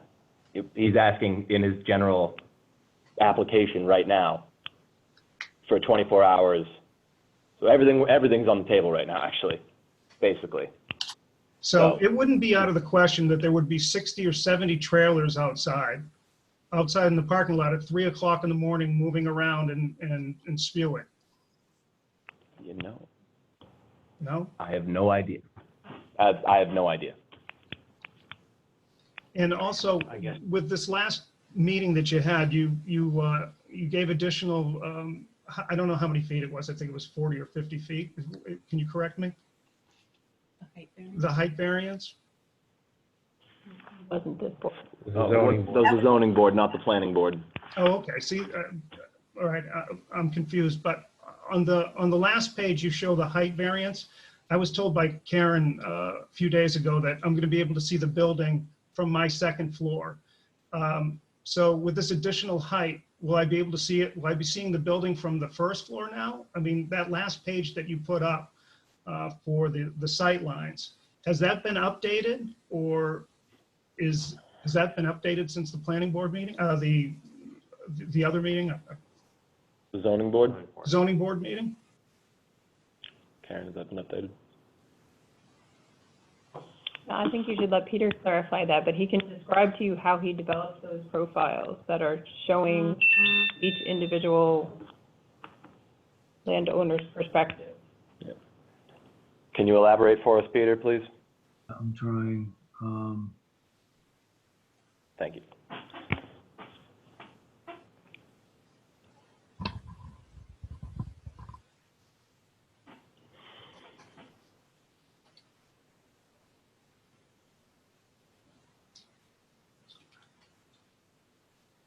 They're definitely showing more than 40, but I'm not sure if they're showing 52. It's just because of the scale that I have this printed at. It's not going to vary that much. I will say that. Are you looking at my house? Showing more. They're definitely showing more than 40 because I'm looking at how Walter has it set up. But it's not a significant difference in the way this scale is done. We're just trying to give you an idea of what the view is. So it hasn't been updated? I think these were done back when we originally submitted it. They weren't updated again, no. So I'm not going to be able to get a sense of what I'm going to be seeing of this enormous warehouse, correct? Again, the issue tonight was not about height either with the planning board. The issue tonight were the 3 items that I opened with by stating that the facility will have more than 15,000 square feet of storage, processing, packaging, and assembly. It would have more than 15,000 square feet of materials that might be deemed hazardous or toxic because they would be oils and alcohols and thinners and bleaches and household cleaners. And then the outdoor storage does exceed 25% because we have enough trailer slots. If you take 400 to 500 square feet per trailer, you go over by about 5% on the worst case scenario, which is a 500 square foot trailer.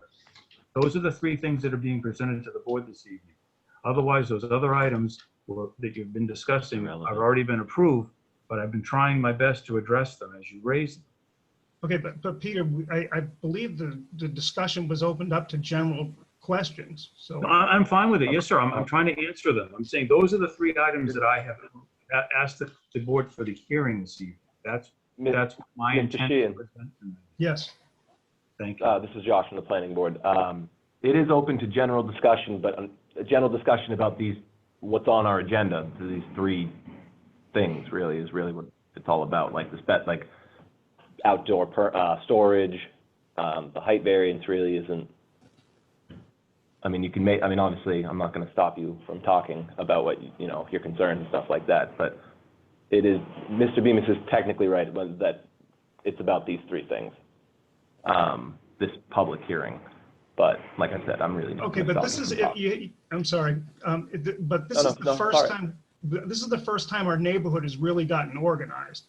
So, I'm wondering about the notices and how this. I feel like this thing kind of jumped at us. Became an issue just recently for us, and I know we've gotten notices, but. Again, this is the first time our neighborhood's gotten together to talk about this kind of stuff. So is this, I don't believe that this should just be a venting session, if you know what I mean.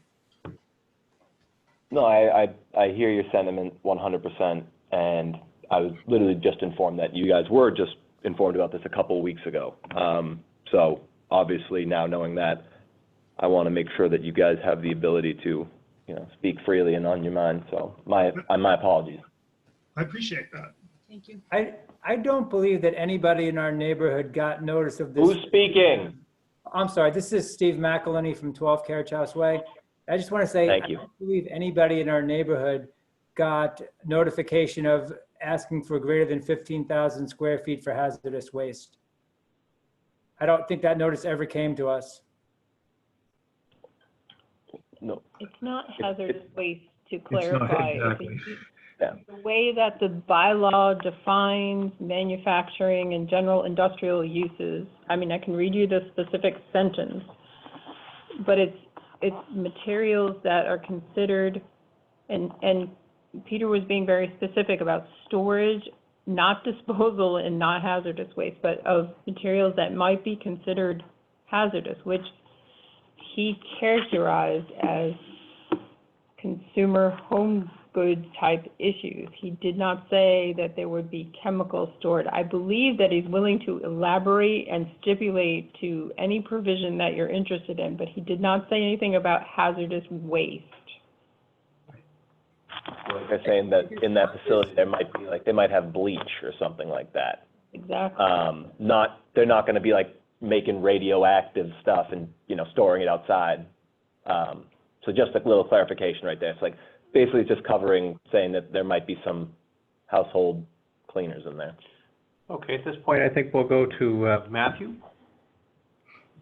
Yes, sir. Thank you for the chance to talk. I'd like to make a statement of concern. I've got a question for Mr. Smith and then an ask. If I could get your address, that'd be great. Thank you. Oh, I'm sorry, yeah. So Matthew Minch on that 4 Old Surrey Lane. I am not a direct abutter. I am directly across the street of the folks that were just talking, Janet and Tim. But I'm very concerned about this. I'll tell you why in a minute. So this warehouse is going to be at pretty much the height of the property that directly abuts this development. Everything cascades down. So there's lots of concern about runoff. I know, Mr. Bemis, and I'll ask you this in a minute about more about the plan to address that, but we already have issues with water, standing water, cascading water. So that's a big issue. The other thing too is water moves in the way it's going to move. You can't guarantee anybody that the well water will not be affected. You can absolutely not guarantee that. But I'm very interested in hearing more about the catch basin and how you're going to mitigate that water and treat that water, frankly, because it's going to be dirty water. I mean, trucks are dirty. So that's my one question. And the one ask I have is, I think that whoever is the owner of the building should provide well water testing once a month, maybe for a period of a couple of years, to verify that the well water is safe. And if it's not, I think there's an obligation of whatever company owns that building to provide a water system into the town water system for everybody in the area. So I'll leave it at that, and I appreciate your time. Thank you very much. Peter? Yeah, so I'll just answer that. On the stormwater piece, I mean, we have a controlled plan. It's the grading and drainage plan, and it does identify how the site will be developed and how the grades will be manipulated. And I can assure you, all of the surface water that's within the paved surface areas are going to be collected.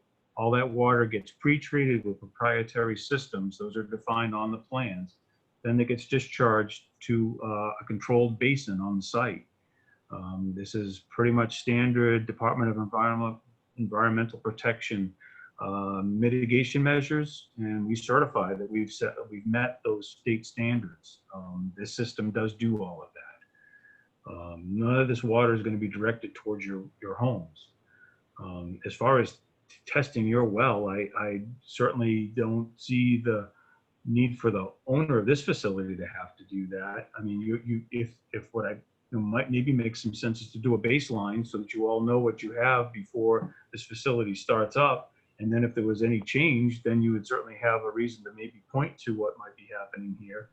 I can't speak for my client to say they would agree to test your wells in advance of doing any work here, but I can mention it to them as a way of establishing, again, a good neighborly policy. But at the same point, you have every right to do what you need to do on your property, just as they would on theirs. I have no reason to anticipate that this site is going to impact your well. I will say that. Well, I do think it would be a very good faith effort to do a baseline. If you would please bring that up, and then maybe a follow-up in an appropriate period of time. I don't know if it's 1 month, 3 months, 6 months, but whatever it is, I think that would be a really good faith effort, because a lot of us have, I think, I can't speak for everybody in the neighborhood, but it's not just the abutters that are affected by this, it's everybody that's potentially affected by it. So I think that'd be a very good faith effort. Thank you, sir. Thank you very much. Thank you. I guess next we have Beth Smith. Beth Smith. Hello? Yes. Yes, I'm Matthew Smith, Beth's husband, at 13 Carriage House Way in Medway. Mike? You're good to go. Good to go. Excellent. So I've tried to talk to Mr. Bemis a couple times. He's not returned my calls. I'm technically not a direct abutter, but I have deeded fee in the cart paths that go across that entire property. I actually have deeded fee in what's called Chestnut Road that goes through the solar farm down to Mr. Case's farm, who was on the line. And I talked to Mr. Case about it last week. Obviously, he has deeded fee. He said the town of Holliston even used to plow Chestnut Street up to the historical man farm that was on this property in question back in 1879. So when Peter mentions what's provided for historically, these deeded cartways predate 1955 subdivision control law. Therefore, they are public roads. Mr. Bemis, how does your company or your client plan to extinguish this fee so they can get clear title to this $16 million piece of real estate? Mr. Smith, you are aware of the conversation you've had with Attorney Antonellis, and I would ask you just to abide by his requested documentation to you that, you was to cease and desist contacting me, which I asked you to do kindly. I've never received any notice from I know any you did, attorney. sir. I know you did. Well, where to go? If you wish to pursue this, he told you how you could pursue it. I'm sorry. Well, please send it to me then. Okay, then I'll ask him to do it again, sir. My number, 508-335. He has all your contact information. I'll ask him to do it again. Excellent. But it's really a serious question to answer because you're not going to be able to get a building permit. Okay. They're not claims, it's land law. Okay. Mr. Smith, you make those claims to Attorney Antonellis through your counsel. Thank you. Thank you. Okay. Thank you, Mr. Smith. Thank you, Mr. Thank you, Bemis. Mr. Smith. Thank you. Veronica? Veronica, I think, is on the phone. Hi. Yes, this is Veronica Kelly. I am at 26 Stable Way in Medway. And actually, on the abutters plan, I am listed there. Although I want to clarify whether I am classified as a direct abutter. Are you Kelly M. Veronica? Exactly, yes. I believe you are a direct abutter. Yeah, Okay. I know where she's located. Yep, go ahead. Yeah, I think I'm to the south of the proposed. Correct. You are, very good. You are. Okay. Okay. So I have, first of all, I want to say that I do share a lot of the concerns that the other residents have stated, particularly with water and danger of contaminating wells. I do have strong feelings about that, but I also, in particular, because you don't know who the future tenants are, so it worries me a little bit. I guess I wanted to ask you and the board whether, at the time that you do establish who the tenant will be for that proposed building, would it be hearing number one on maybe operating hours and all the other things that the other abutters have concerns about? I guess that's one question I have. The other is particularly due to related to my residents. I see that we're not, although we're direct abutters, we're not really, I don't see any plans for buffer zones for between you and my residents. I don't see that there's fencing or the greens to protect from the noise. And my third question would be whether, during construction of the proposed building, what is I know that there's a lot of granite back there. And so I guess my question is, how long would the construction, over how long would the construction take place? And what would the noise pollution, what would the noise level be that we would be affected by? How long would that take? And what would the hours of operation be during the construction that we would be affected by? Thank you. Mr. Chairman, so I can say that I know where this abutters their property is located, and our buffer did extend to their property, just beyond it, actually, to the west. So the buffer is provided there. It is shown on sheet 27 of 37. As far as hours of operation, the board did restrict those during construction. I have my decision here, so I can tell you the exact hours in a moment.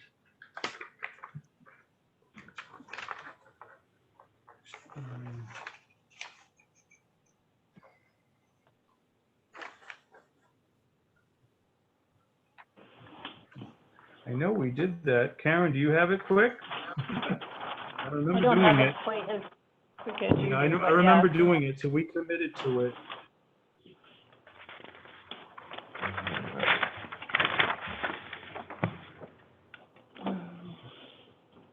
What's this last liaison? Miss And it's Miss about, Kelly? we anticipate a 1-year construction period. I do know that, and I do recall we had a limited time on Saturdays, no Sundays, and then we did them. The Monday through Friday had a time. I just don't see it, but I remember discussing it.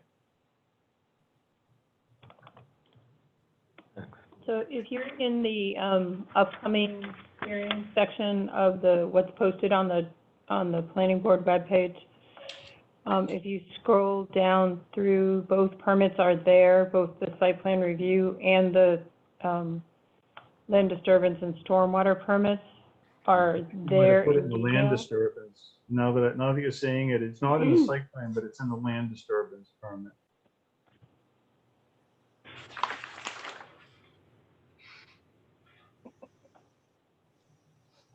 So number 6, the hours of construction activities, Monday through Friday, 7 a.m. to 6 p.m., Saturday 8 to 4 p.m. with no work on Sundays or national holidays.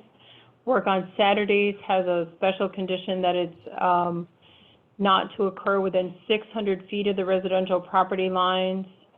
And there is a list of what construction activities, what defines a construction activity.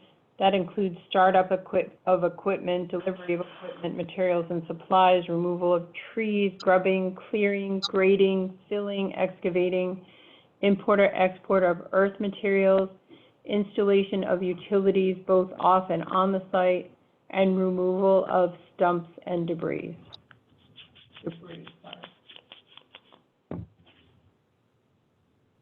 Thank you, Karen. Does that help at all? Okay. Yes, I guess that's informative. It's quite a bit, so that it will be pretty loud. It seems. Yes. Miss Kelly, I want to address the first question that you had about the potential of a meeting once we find out who the tenant will be and the potential hours of operation of that tenant. So I wanted to say right now, we don't know who the tenant is going to be, and I doubt we will probably know until we approve or disapprove, until after that.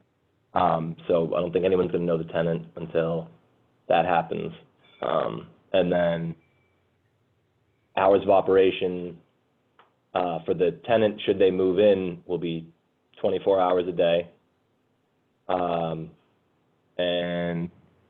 I'm trying to remember the other part of your first question. I'm sorry. But yeah, there will be no more meeting after that. Once, if approval is given for them to go ahead with this, that's the end all of it. Okay, so the residents, don't, I guess my question is the residents won't have a chance to voice any concerns about hours of operation if it's a tenant that is practicing 24/7 and it's disruptive to the neighborhood with noise pollution, like some other buffer, somebody else on the phone had said, it could be at 3 o'clock in the morning. We would have no recourse to amend that at all. I guess it is what it is once it's approved. No, well, the board has the ability to, and has already written, the decisions that have been written have a lot of callback provisions, if you would. So there are a lot of reporting requirements along the way, during construction and before occupancy of the building. The board can do the same for the operations when there is a tenant. It depends on, what provisions the board puts into a permit. That could be a public process, or it could be a notification. I believe, for instance, I'll just give you the example that there is a requirement that they provide notification to abutters a certain number of days before the construction begins. So those type of provisions can be written into a permit. So certainly the board, when a tenant is identified, can get the specifics of the operating information that's being offered. I think the board would need to seek counsel to craft that language, and I'm pretty sure that Mr. Bemis's client would want to, be as generic as possible at this point since they're marketing the site. But it's certainly possible that the board could call them back in and there could be a whole operating procedure outlined. Absolutely. Hours of operation? Sure. Oh, well, there you go. But not for the public, right? You could do, the board could manage that however they wanted to. If you wanted to hold a public hearing, you could. If you, but I don't believe it will require additional permitting. I think what happens is that you would write a condition that Make a condition that you would stop. review, right? You would have future review of, and then. Did you hear that, Miss Kelly? Say it again. Yeah. All right. So basically, I gave you a little bit of misinformation, not disinformation, but just a little misinformation. Basically, we can, if we approve this and we write we write up a set of guidelines for hours of operation, everything. We can put in some callback provisions for the company that takes over this facility, and those have the potential to be public. So if after 6 months or something like that, there's a lot of issues and we're getting a lot of complaints, stuff like that, there might be a redress of anything really, as long as we put it in there. But like our town planner just said, we're going to definitely need some counsel on that, and Mr. Bemis's clients will probably want that wording as generic as possible. We will do everything, obviously, to make it as specific as possible. But yeah, just wanted to clear that up for you. Okay, thank you for that. As a Holliston taxpayer, I do appreciate having some input into that, because it's just I find it really concerning to have that level of noise, in the wee hours of the morning, as you can imagine. Oh, of course, yes, of course. Yeah. Of course, and thank you for participating tonight. Thank you for answering my questions. I appreciate it. Oh, it's all good. Thank you very much. I think next I see Steve is, Steve again? Hi, this is Ann McElhenney, Steve's Oh. wife. Oh, okay. And right. I'm at 12 Carriage House Way in a butter. So Okay. I do have a couple of questions. One is in follow-up to the discussion on the 24/7 operation of this facility, which is very concerning, as we've heard. Are there any other 24/7 facilities currently operational in Holliston today? What are they and where are they located? Yes, there are 24/7, there definitely is. Isn't Pharmacanis 24/7? So Pharmacanis in this park, directly, I think next to these people, is 24/7 facility. Now granted, it's 24/7 because they have to have security on site 24/7, so I think that's the general, I don't think they're gonna be It wouldn't operating. be the truck issue. No, there's gonna be no but like, I feel like mostly cannabis industry, and I feel like we've given cannabis industry businesses 24 hours a day.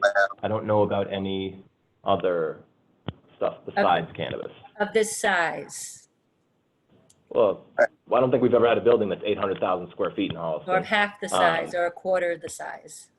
Well, Pharmacanis is about like 100 and something thousand square feet, but that's obviously, again, not the same. We've never really had a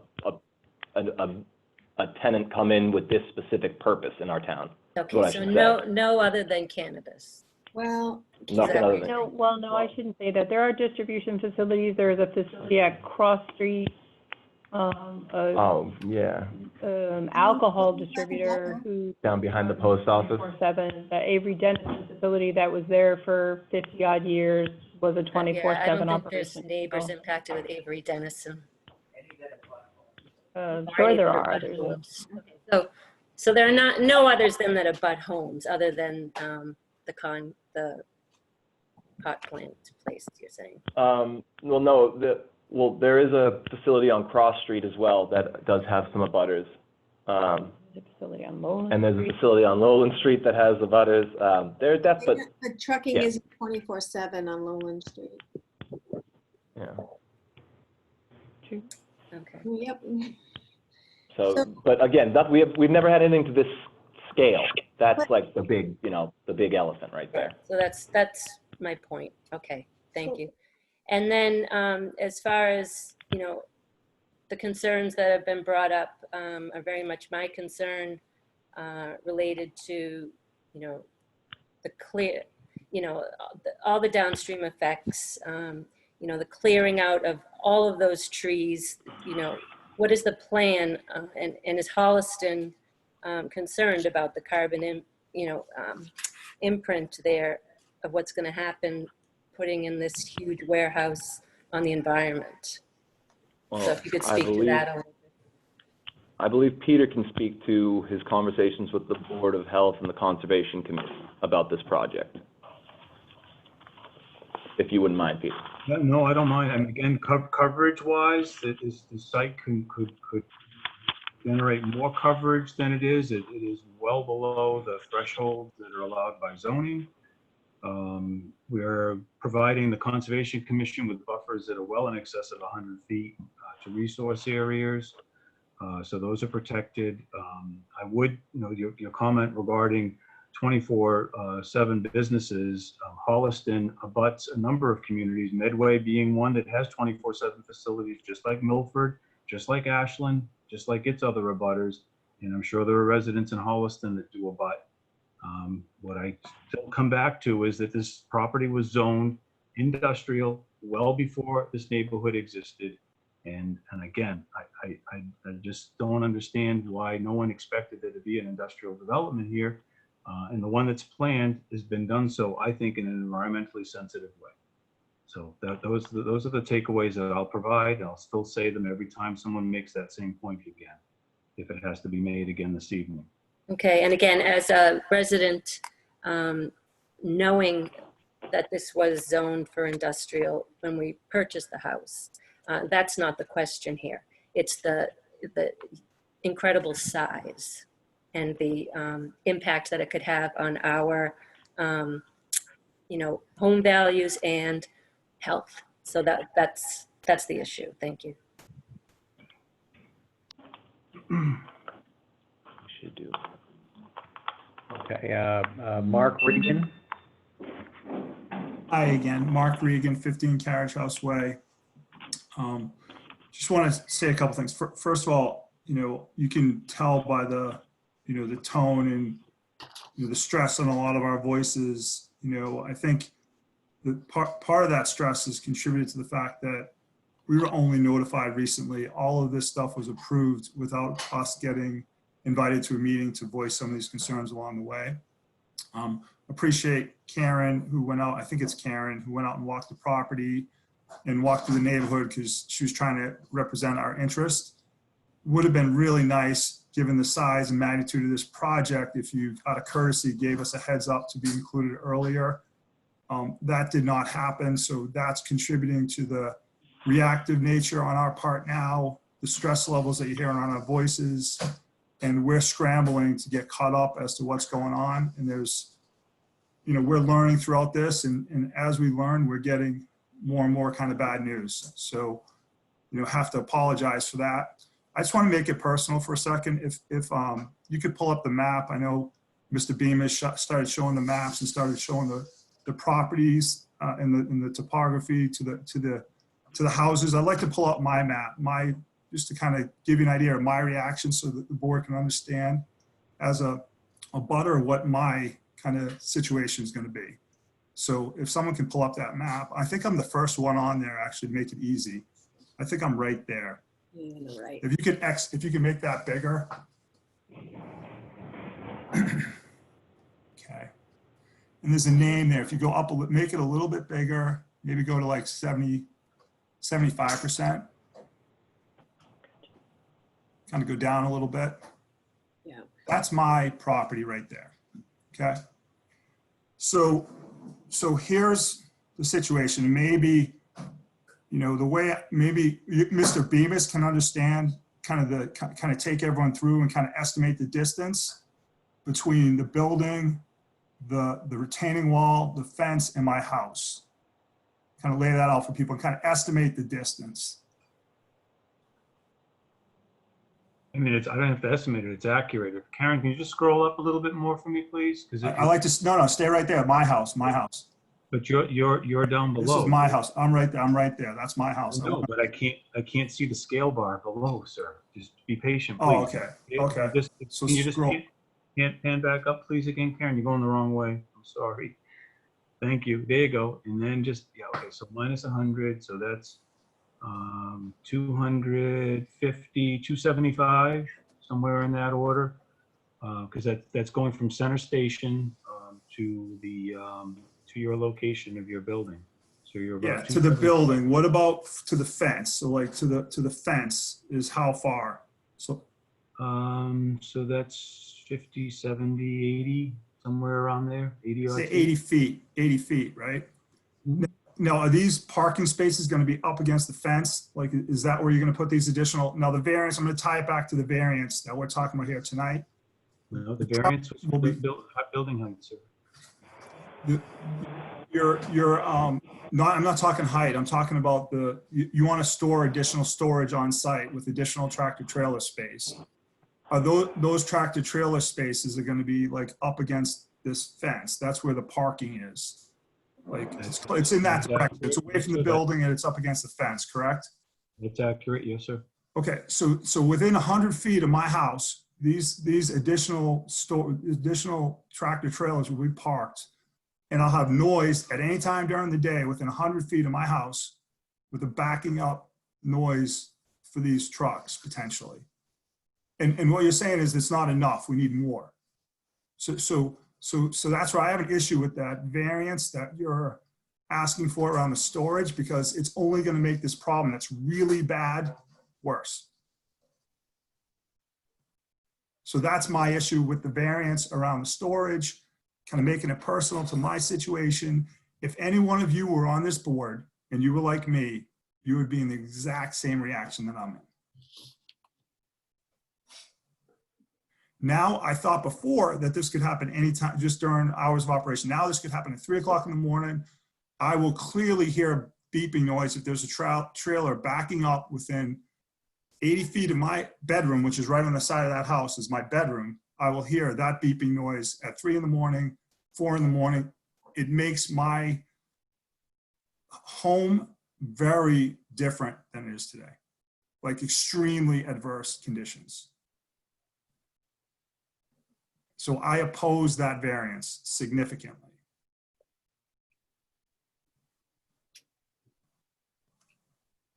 And I would like to understand more about the noise, because like the noise is a huge factor, and the fence. Mr. Bemis, if you could explain the height of this fence.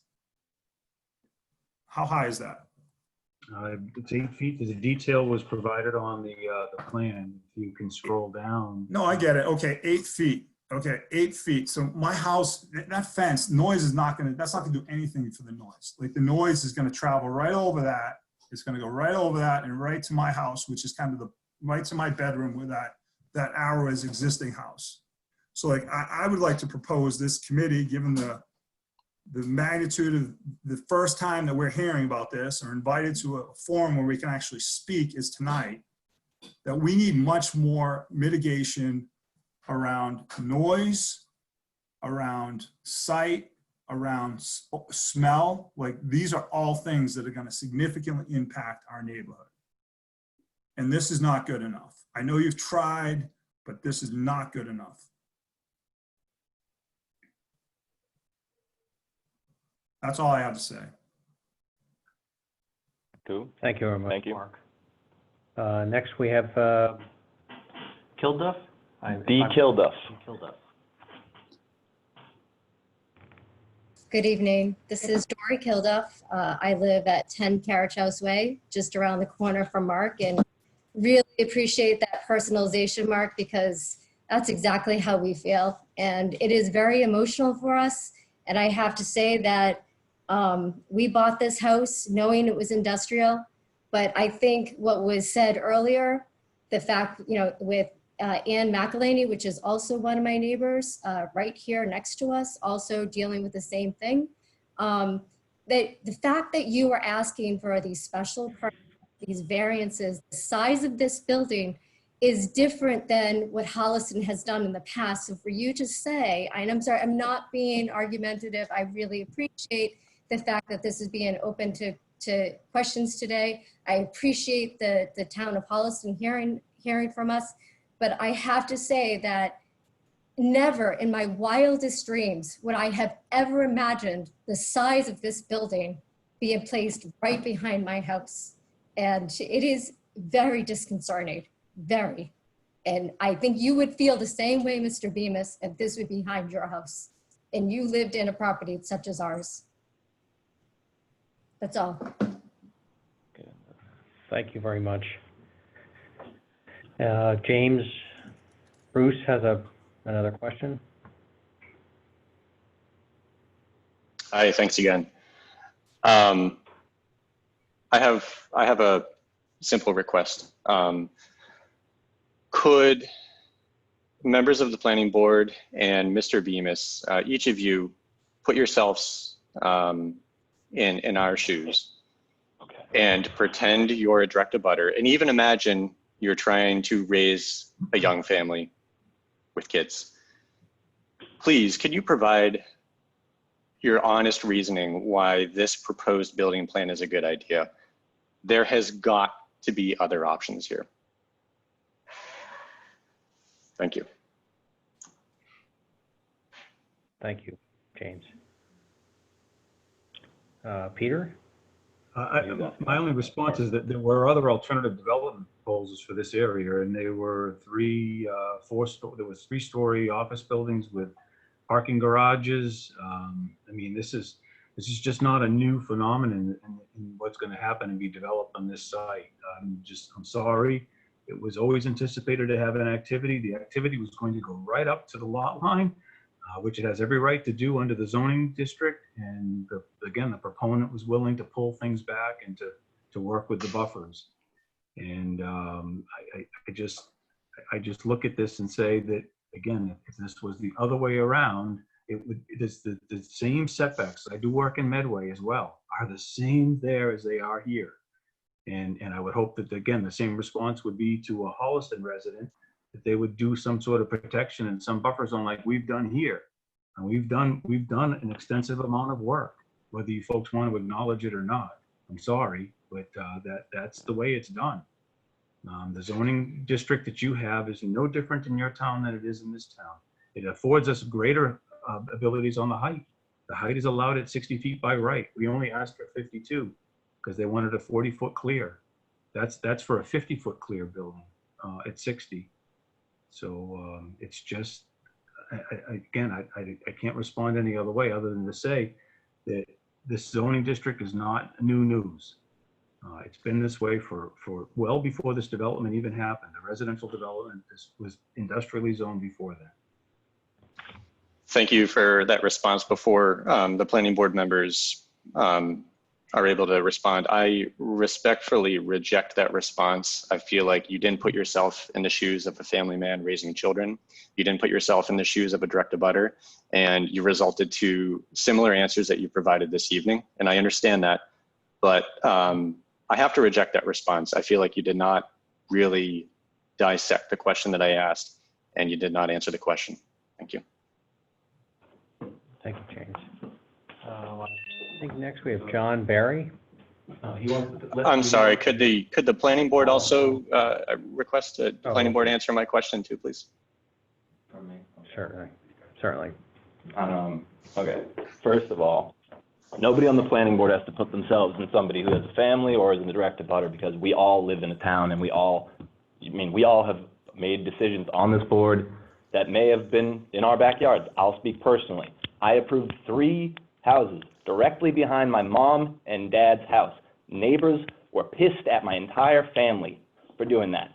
But I did it because it's because you have to work both ways. My mom still complains about not being able to hear the birds. This house is maybe 100 feet behind my house. It's beautiful field. I lived there for 20 years. Beautiful field. We had cows. Gone. They put a road there. So I just don't like hearing people say that, we can't put ourselves in people's shoes. I understand, we're trying to do the best for everybody. And I don't like hearing that, I've been in that scenario. Maybe not with a 400,000 square foot building, but with a 3,000 square foot house times 3 right behind my house. So that's all I have to say about that.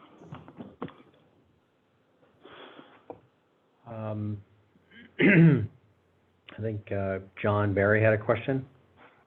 Yes, John Barry, 7 Old Surrey Lane. Again, I think the biggest issue here really is as you just addressed, the size of this facility, and the fact that we're looking for, or that Mr. Bemis is looking for variances. And with regard to the specific concerns that we raised tonight relative to the water and the aquifers, there's some serious health issues here that are being raised, including the potential pollution raised from the running of motors and noise pollution and so on. I would just like to go on record that we are absolutely opposed to this, and that we would like to have more time to be able to review the plans for mitigation, and even in terms of the water runoff. I know that you have storm runoff that you're talking about, but just even watering the trees appropriately that appear to be on that outer edge of where the storm runoff is. I'm not exactly certain how that's all going to work without really having a chance to read that over. So I think we need more time to review it, more time to see whether it's appropriate or not. Thank you. This lady, Janet Sheehan. Janet. I think Janet Sheehan has a question. Thank you again, Janet Sheehan, 5 Old Surrey Lane. Mr. Bemis, I just think it's very disingenuous for you to say that we all knew about it, because like I said, I was following the plans for 8 years, and they were nothing like the one that was proposed that we only saw recently, a month ago. They were set back, and I think even if it were 100 yards further into the woods, I don't think we'd have as much a problem with it. But just because it is completely right up to our property lines, is the noise, the pollution, the water, the sound, everything, our health, our property values are really going to plummet. It's really going to affect us adversely. And I'm just wondering, my question is, Why? With 200 acres, why does it have to be so close to us when I walk back there and there's just so much land and I don't understand the location of this 1 million square foot, 800,000 square foot building.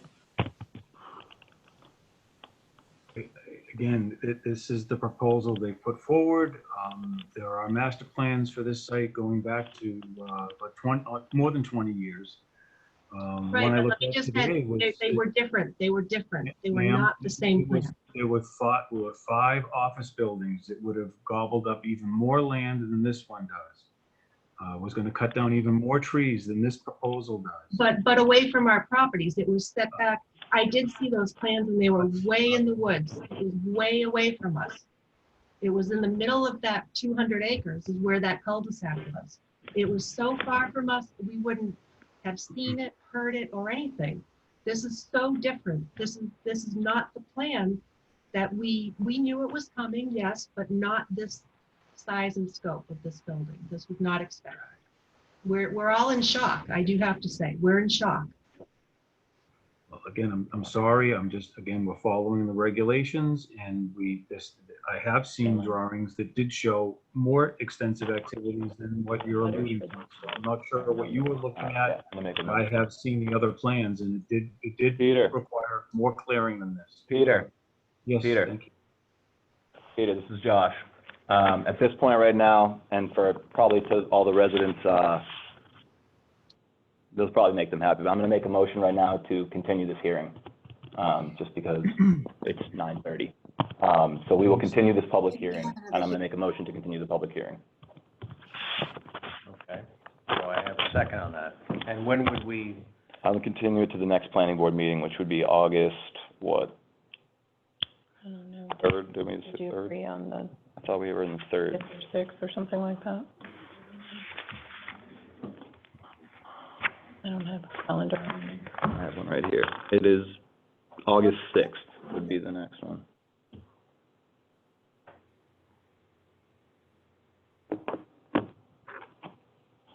Does that work for everyone? It's August 6th? Yeah. Would that be at 7:15, Mr. Chairman? Trying to think, we had something, I thought we had something else on August 6th. Joyce's hearing for Scoobies went out till 7 o'clock, but she will continue. She's not going to be ready for that. Okay, so we would do 7:15 for this? Fine. Okay. I'm going to make a motion at the time to continue. I What's up? would actually like to have I would like to have more conversation. I don't think people should. And We still have another hearing tonight. Yeah, we still have more stuff on the agenda. I know. Yeah. That's Nice. what happens when you have a jam-packed agenda. But Yeah, that's why. I think that I'll speak on behalf of the residents of Medway. We're perfectly happy with continuance, and we're pretty emotionally spent, and that would work well for us. Okay. All right, so I'm going to make a motion to continue the hearing until the 6th, and the public hearing at 7:15. Do I have a second? What's the agenda? What? Well, what about the other issue here? Well, that has nothing to do with this. What do you mean in regards to? Well, are you going to take here- up this issue or both issues? Yes, that's. Oh, yes, yep. We're talking about, yes, we're going to open on the next public hearing, but we have to, this Well, it sounds particular like you're going hearing to need a couple for of hours 5.5 just to do this issue. Hopping Brook. You mean in regards to, are you here for 555 Hopping Brook? No, we're No. here for the Triangle. triangle. Okay, We So- have to start the process. we just have to start the process, but at this point, I just need a second to continue the public hearing for 555 Hopping Brook Road. Oh. Karen, will you be there for 8/6? Karen Langdon? I was of the opinion we weren't having an 8/6 meeting, so last meeting, we heard that something was getting continued. So at this moment, I would tell you no. Okay. So you're not going to be there, okay. But do we want to continue this out further? Yeah, I thought that we had talked about, and we heard that Scooby's was not going to happen that date. We had continued out much further than that. So, sorry, but When would you prefer to do the meeting to continue? Bill? we can continue on, I suppose. The Can 27th? Want to go to September? and Scott, yeah, that's what we had said that we were going to do. Okay. The 3rd So, of September? You already did the 3rd with Odessa. Oh, we've got Odessa on the 3rd, okay. I'm not stacking that up. What about the 20th? exactly. I mean, this is. What about the 20th? The 20th of August? Yeah, I'm just trying to, I don't want to do this and Odessa on the 3rd. Okay. And we'll try to do it further in in- August if we could, members. We are trying to keep advanced, so. Okay. Well, Peter, at this Either that point, or- you get your quorum. Yeah, I know, Karen. I want you to sit on it. I don't want you And not sitting on unfortunately, we have a member not here tonight. it. And I'm going to ask that Scott do the review. I've already shared with the board some issues that I have coming up. I can't help it that a member's absent now. So, So August 20th. August I 20th. won't be there. You won't be there, okay. Oh. So, Also the Thursdays. Yeah. can we All right, let's go off Thursday. Is it the month of August that's, you want, or you're, So I think you should make it for the 6th, and if something happens, something happens. I can't answer it right now. I'm just Okay. being honest. okay. All right, so we're gonna make it for the 6th, August 6th. Okay, at 7:15. Okay. And Jason, I think you were seconding it? Second. All right, all in favor? Aye. Okay, Karen? Or opposing or abstaining? Okay. Okay. Well, thank you Okay. very much. I do appreciate the opportunity to present the case. Sounds Great, and thank you to the Thank you. members of Medway and Holliston. and Holliston. Yes, there's some people from Holliston too. I want to know what Miss This will be continued on what's Miss August Blondie here for? at 7:15. Will it be the same I'm here Zoom? for Triangle Farm as well, and I'm tired. I believe it. Okay, great. So we're going to open up the public hearing for Triangle Farms off Mill Street. So is there somebody here to present? I guess I can start. here? Okay. Yes, You Mr. presenting Chairman, it? Rob Truax here. Can I ask a quick question before we move forward? Will it be the same Zoom number for the next meeting for the continuation? Yes. Yeah, yes. Okay, thank you. Thank you, Steve. Hi, okay, Rob, sorry. Thank you. Again, Rob Truax with GLM Engineering Consultants, presenting for Triangle Farm, the Merch Family Realty Trust Project. So, being the lateness of the evening, I don't know how much you want to go into this. I will say that we have not received a review back from your consultant, and that was due to an error on our part, not getting the materials to him. I think we got a little mix up in the office, thinking someone sent them and they weren't sent. So we spoke with him today, actually via email, and the package actually just went out today. So just want to put that out there that we don't have a review back. But I'll go through it quickly and briefly as I can. I'll give you an overview of what we're doing. So this is the Merch family property farm. This goes back many years. They've owned this property. It was called the Triangle Farm back in the day, and that's where the name comes from, if anyone was curious. So this particular piece that we're showing on the site is just over 12 acres of land. The rest of the land, I don't know if you, Karen, do you want me to share my screen, or do you want to pull something up? What do you think, Chris? You can share the screen. Go ahead, share your screen there, Rob. All right. So let's share screen too. Make sure I get this right tonight. Can everyone see the screen? Yes.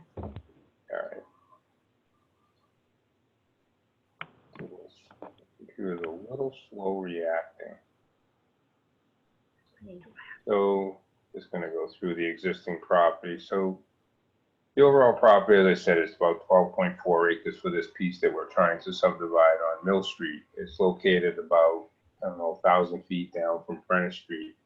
If you recall, this was part of the portion of land that's on the corner of Prentice and Mill. Those lots were A&R'd out some many years ago and built on back. Just recently, actually, some are still being built. So what we're proposing is a 7-lot subdivision. This is just an overview of some of the property that's there. You can see the 7 lots. There are the open space portion, which is located here. There's some open space that surround it. There's some additional open space that also surrounds it out to the back. So what we're proposing, I'm going to go right to the conventional plan to show you how we got to where we're at. So this is where's my conventional plan? I've gone too far.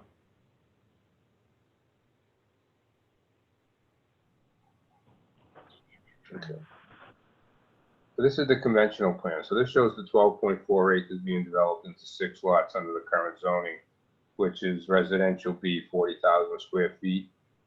As you can see, we're coming with the road from Mill Street. The road is just under 500 feet long. There's 6 lots, 3 on either side of the road. This is the conventional layout utilizing the entire 12.4 acres for the house lots.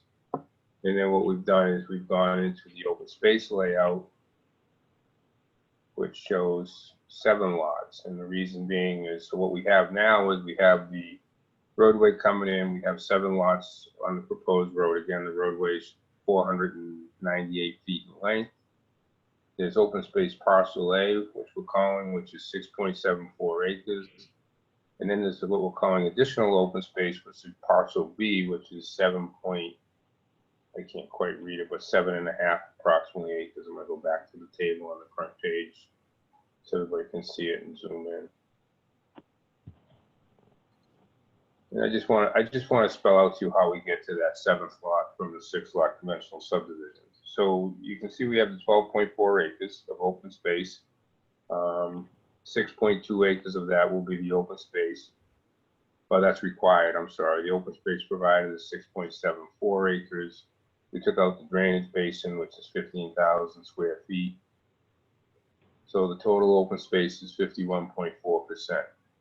And the uplands of that is 64%. So then we have this additional parcel B, which is 332,000 square feet, and there's 83,000 square feet of upland.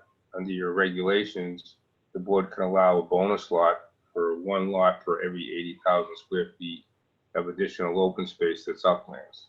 So that's how we get to the 7 lots that we're proposing on the site.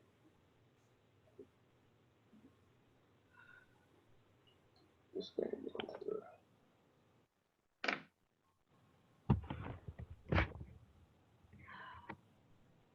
so this, let's scroll down a little bit more. So this is the 7 lot layout. So we're coming in, we've got a roadway coming in off Mill Street. It's like, again, I said it's 498 feet from the edge of Mill Street to the end of the cul-de-sac. The roadway slopes up from Mill Street, goes into the site, and then drops down in the back area towards the wetlands on parcel A. If you look at the profile of the road, we have a grade coming in, sloping up along from Mill Street into the property about 100 feet is the high point, 150, and then it slopes down into the cul-de-sac. The proposed drainage system is to collect the water via catch basins, manholes, and convey it through culverts to a detention basin located on parcel A to the rear of the site. You can see this detention basin right in this area. Again, that's about 15,000 square feet, which was deducted from the open space parcel as part of the upland area. And this is going to mitigate the increase in flow from the project site. In addition to that, we're providing infiltration for the roof runoff on every site. We did a conceptual layout of that. You can see there's infiltration chambers shown around the house. You can also see where the houses are conceptually, and then also we've shown where the septic systems would be for each one of those 7 lots. Each lot within the open space is approximately 30,000 square feet in area. We didn't reduce that anymore just because of the siting of a septic system in a house and the constraints with all that, trying to meet setbacks, et cetera. So we felt that was reasonable to try and get everything on the lot that we needed to provide it. We are asking for a couple waivers for the project. We're asking for a waiver to allow Cape Cod berm within the site. We're also asking for a waiver for the leveling area as you come out to Mill Street. Under your regulations, it requires a 2% level area for 100 feet. We're asking for the roadway to come in at 5% for about 85 feet. And that's a downward slope towards Mill Street. And the reason being, to back that up, it is the topography of the land. If you look at the profile, as you can see, the existing grades are going up and then they're going back down to the rear. We tried to follow that existing grade. If we were to provide that 1%, we would be doing significant cutting right through the middle of the property in front of the houses. We have experienced the soils out there to be hill soils with perched water tables. So we're looking at water tables and septic systems that are going to possibly be mounded up. The water tables probably running anywhere in the range of 3 feet to 30 inches. So we would have mounded septics. So if we had to cut the road down any further, it would make it difficult for the grading on the lot. So we're asking for that waiver for the level area coming into the site. The project will be serviced by town water.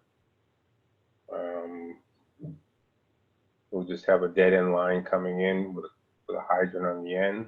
Everyone will have town water at the houses. There is no private wells proposed. And again, as I said, we have filed this with Conservation Commission as well because there is work at the back of the site within the 100-foot buffer. The drainage basin is outside the 50-foot buffer, however, it is within the 100-foot buffer. So that work would have to be filed under a notice of intent. We have not had a hearing for the project at this time. I think it's in another week or two. So again, I apologize that we didn't get the submittal out to David in time to get a review for tonight's meeting, but there was just a mix-up. I'm going to keep it brief with that. I think I'd like to entertain any questions the board or abutters may have. Do you have any No. questions? Okay. No. Karen has any questions? I just want to give, I just want to give some of my concerns and kind of put them on. One second, Sharon. I'm sorry.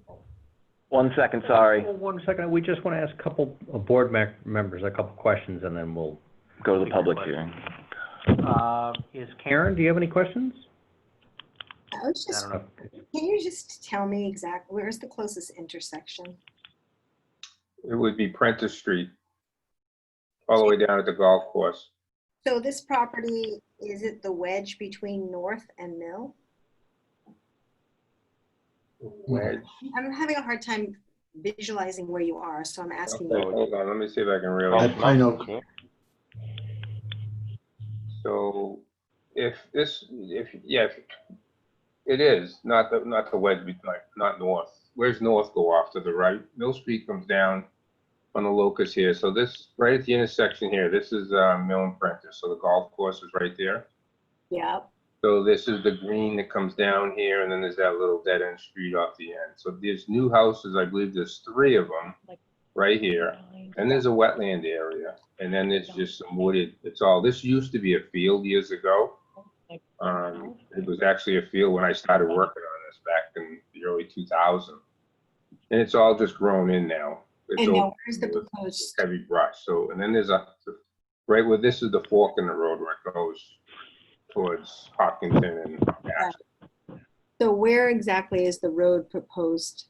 Right about where the letter M is on Mill on this local map.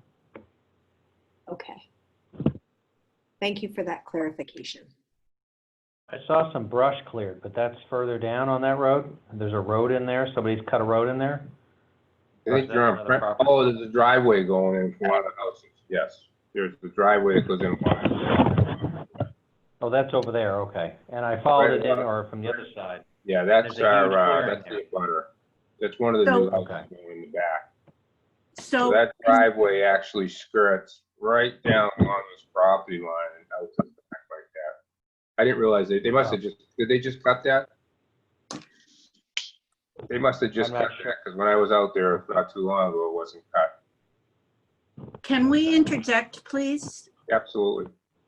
Okay, this is Brenda and Jack Fannin. Oh, hold on one second. We just have to ask a couple more questions Okay. from the board members here. I'm sorry about that. Karen, I didn't know if you had any more questions? No, I will hold right there because I think that, right, the project doesn't have a lot of other information to give us right now.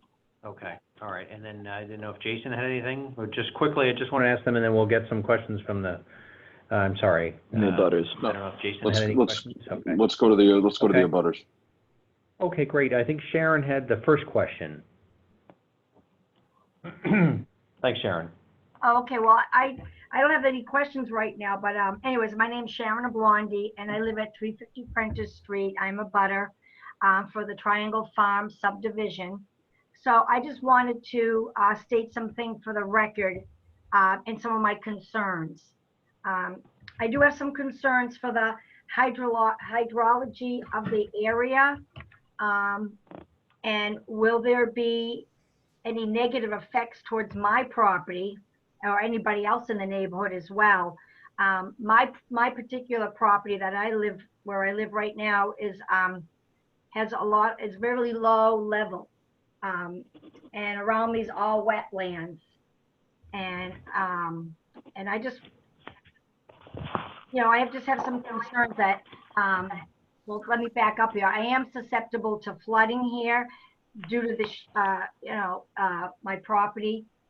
And I just have some concerns, I'm sorry, for the shifting of the earth when the buildings do go in, and the impervious surfaces such as the building, the sidewalks, the driveways that have to go in, the road itself, and the stormwater runoff. Also, will there be, if there is a problem with the flow of the water, will there be room for some unpredictable direction for that water to flow? And then I have a question about the stormwater as well. On the map, you did show it. Is it going to be towards the north? You had it up earlier. Parcel A, I believe. Would the runoff be at parcel A? Can anybody hear me? Yeah. I think he's looking. I'm sorry. Sharon, I'm sorry. I'm babbling. I don't know where you live. I'm not sure. I can't place. You said you live on Prentice Street? Well, I am 2 houses down from Outpost Farm on the left. She's in the wrong. Right after Chamberlain Street. Oh, okay. Okay. Yeah, you're pretty far removed from this project. I know, but I just wanted to put those concerns out there because The runoff from our project will be mitigated through a drainage basin and recharge systems for the roof. So, and then that would, anything that, when that does overflow and it does discharge, it goes to the wetlands that are on parcel A. And there's probably 20 acres of wetlands on this property, on the merged property. Okay, okay. So it's not, and that discharge in that drainage basin, probably over 1,000 feet from Prentice Street. Okay, That means you're good. thank you. Excellent. Thank Thank you, you. Sharon. Thank you, Sharon. How's Okay. Caroline doing? It's fine, I'm just so tired, guys. I'm starting to babble now. Usually I'm in bed by now. Everyone's fine. Thank you, sweetie. Excellent, excellent. All right. Send everybody my best wishes. Thank you. And then, I'm sorry, the next person, I didn't get your name and your address? Brenda and Jack Fannin, Fannon. We're at 129 Mill. Hi, Brenda. Yes, hi. So our driveway is directly across the street from the entrance to this road. Directly across the street. Well, And we have a couple of really big concerns. One is water. And I understand you have a mitigation system for that. However, I also heard you say that there would be you would look for a variance to have the road essentially elevated coming down onto Mill Street. Did I hear that correctly? Correct. Okay. So this water from the street would be coming down that street directly into our driveway And front yard. directly. And I mean, we've been here quite a few years and we've seen it. every time. Right. So I have no problem with people building across the street. As I heard many people say here tonight, we knew when we bought this land 40 some odd years ago that something was going to happen here. But the problem is you would have water running down a hill directly into our driveway, directly. If you've ever been on Mill Street, you know the water comes downhill from the place where Mill and North Mill meet. It's downhill. What you're talking about is downhill. The intersection of those two things happen at our driveway. That's a real problem. And so we'd like to understand how that is going to be mitigated. Oh, wait a minute, and my husband has something else to say. There's also the aesthetic issue of it, okay? I took page 5 of your plan, which says is approximately 75 feet where the road joins Mill and the radians at the end. And by plotting them against telephone pole 12 that you mentioned in page 6, I attempted to do a rough draft of how that thing would land. And it's pretty clear that that road is going to come down and it's going to totally cover our driveway. And it's also going to move 15 to 25 feet into our front yard. And you've walked the place here, you've probably seen the goat fence that has been here forever. But the goat fence is as porous as they come. And whenever rain comes down that street, it comes through and gets into our front yard. Right. And besides that, there's also the aesthetic of having both our driveway and half of our front yard that's going to be subject to headlight beams passing across as people come down and make their turns left or right. Right. And I can see why we're the only people here, besides Deb Moore, because she is the conscience of the whole neighborhood. But we're the ones who are most adversely affected by this. This is really going to affect us more than anyone else. The water issue is a big issue, and it probably will impact everybody else too, but to lesser degree. Plus, but we're going to get hit with this from both directions, and if you even moved that road 30, 40 feet. 30 or 40 feet in the towards the golf course, towards Prentice, you would be entering, the road would be entered in across from a plot of land that is owned by the town. Which is conservation land, which is a watershed. Which is wetlands, right? So, and it just really needs to be moved about 30 feet. So I don't want to tell you how to do your job. It's just our observation. I feel like we've asked people to move driveways before. I don't know. What do you think about that, Mr. Trask? I'll have to go out and take a look at it and see what can be done. I don't have an answer right now. I did see their email that came in, and I went out and looked. The driveway is right across from the road. I kind of knew it was there before, but it's just the way the project laid out with the land the way it is. It's just kind of centered within the land. So, but I feel their pain, and I would be happy to go out and look and see if there's anything we can do to accommodate that. Okay. If there's some concessions we can make, move it over slightly, whatever, put a little bend in it, twist it in, I don't know. I'll take a look and see what I can do with that for sure.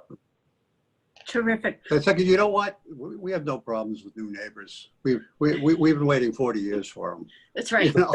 That's right. We just don't want all the water flowing into our driveway. And all headlights beaming. We are here most every day. So please knock on our door. We'd be glad to talk to you. I'll go out and take a look, Mr. Chairman. I mean, we'll see what we can do. If there's something we can do to even slide it, whatever we can slide it, obviously will be a benefit to them, I think. Okay. Okay. We'll take a look at it and see if we can come up with something. Thank you. I appreciate that. Thank you very much, Brenda. Is there anybody else on the call that has a question? Deb Moore. There she is, I guess. Hi, Deb Moore, 183 Mill Street. Mm-hmm. And I have a couple of comments. And the Fannons are correct. Probably all the properties that are on Mill Street, they are at the lowest point. And in fact, the lot next to them doesn't perk or anything. It's, wet a lot of the time during the year. So they are at a disadvantage there. They're correct with that. A question. You said that this road may be already cut in, but you weren't sure. Does anybody know for sure? Because there is a road cut in at some place on Mill Street. And I'm wondering, is that for this project, or does it belong to another project on that property? Because there's a road cut in off Apprentice Street going down towards Outpost Farm. And then there's this road already cut in, and they were cutting it in probably last week. So yeah, and they're joined. I checked them out today. They're so joined together. So this is going to be another road cut into Mill Street. So I can talk on that, Mr. Chairman, if you'd like. Those are driveways to two single-family homes that are in the back. One comes in off Prentice and one comes in off Mill. That driveway goes in right along this property line, right through here. Here. And so that house sits back in here somewhere. So that's for one house? That driveway is just for one house. So that's just like a 11-foot wide paved driveway. And the other one on Prentice is the same. So those aren't roadways per se. Okay. Okay. Because that would have to be taken into consideration, because now you're getting a lot closer to where that's cut in. Yeah, but that's a driveway, so if I can, I will definitely look at this and see if there's something I can do to accommodate that. Uh-huh. To help them. I'm not opposed to trying that. If there's something I can do to move that over and, not affect the aesthetics of the property or lose a lot or something like that, we would definitely see if we can do that. And just looking at it quickly, I probably can slide it somewhat. I'm sure I can put a little bend in it just to help it out. Uh-huh. Another question I have, another neighbor was talking to me and said that there's tires on the property and some hazardous waste. Has anybody taken a look at that, if that's actually accurate? I don't know. I saw that comment and I asked my business partner, Joyce, who flagged the wetlands, if she had seen the tires, and she said she didn't, but she wasn't looking for them. She was just flagging wetlands. I've heard that a couple times now. I don't know where they are, if they are there. And if they are there, someone wants to point them out to us. There's a resident on Bonnie Drive that knows where it is. It backs up closer to their property, I guess, or they've walked out there and they've seen it. And I'm just concerned how much it is. That's not on this property. It would be on the other. It's still merged property on the other side. There's a piece over there they own. But I'm just concerned that it's there, because we had an awful problem with the bird property down farther on Prentice. And so if there's some stuff hidden away there, it might not be part of your project, but it's going to be closer to houses that you're building now. So if someone would show that to us, we'll take a look at it. Absolutely. Okay. And just one other comment. Who is the company that would be building this development here? Is it the people that built the 2 houses right down on the corner of Prentice coming up Mill Street? Or is it a different company? We don't know. Right now, we're just working for the family. We're I just working see. for the Merch Family Trust. They owned all the land. They sold that land off like 20 years ago, I forget, to Jeff Taylor. And then Right, he subdivided that. right. So I mean, right now we're just I don't think Tom Merch is going to come here and build houses. He's not a builder per se, but this is their family land, so. No, I'm just concerned because when those other houses were built, they left a mess on Mill Street for probably a year. There was insulation blowing around the street, all kinds of construction materials. I called the former building inspector at the time to see if he could do something to get them to come back and clean it up. And he told me to call the company, which I did. And they told me that I could clean it up. So I'm just hoping as this goes forward that our building inspector or whatever who's in charge make sure that this is kept neat and cleaned up. I agree. Just for the record. I agree. Okay. And that's all I have to ask. Thank you. Thank you very much, Deb. Is there anybody else that, okay. Good evening. Oh, hi, Scott. How are you? How you doing? Good evening. Nice long meeting for you tonight. But the only comment I got right now at the moment is that we're going to have to do some additional soil evaluations up there when we do the actual septic designs, just to fill in the gaps for the for some of the testing that's greater than 5 and 10 years old. Okay. But that that's typical at the time. We'll get the septics done as part of the design of this subdivision. Okay. Thank you, Scott. Scott Moles. Is there anything else, Scott, or is that? No, it's kind of a small subdivision and fit into the neighborhood anyways, but some wetlands to work around, so, but okay, doesn't look as unsurmountable. Okay. So I guess at this point, unless there's any other board members had any questions, I would like to see if somebody would like to continue this public hearing or make a motion to that effect. Unless there's somebody that has more questions, we would continue this public hearing to a later date. Unless it sounds like there's no more questions tonight. Can I just make one quick comment? Karen, yes.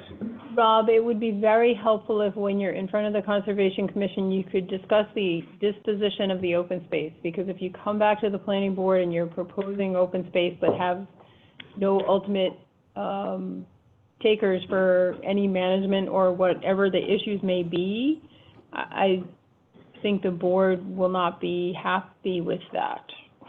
So if the commission doesn't want the open space, we would have the right to put it in a homeowner's trust, is that correct?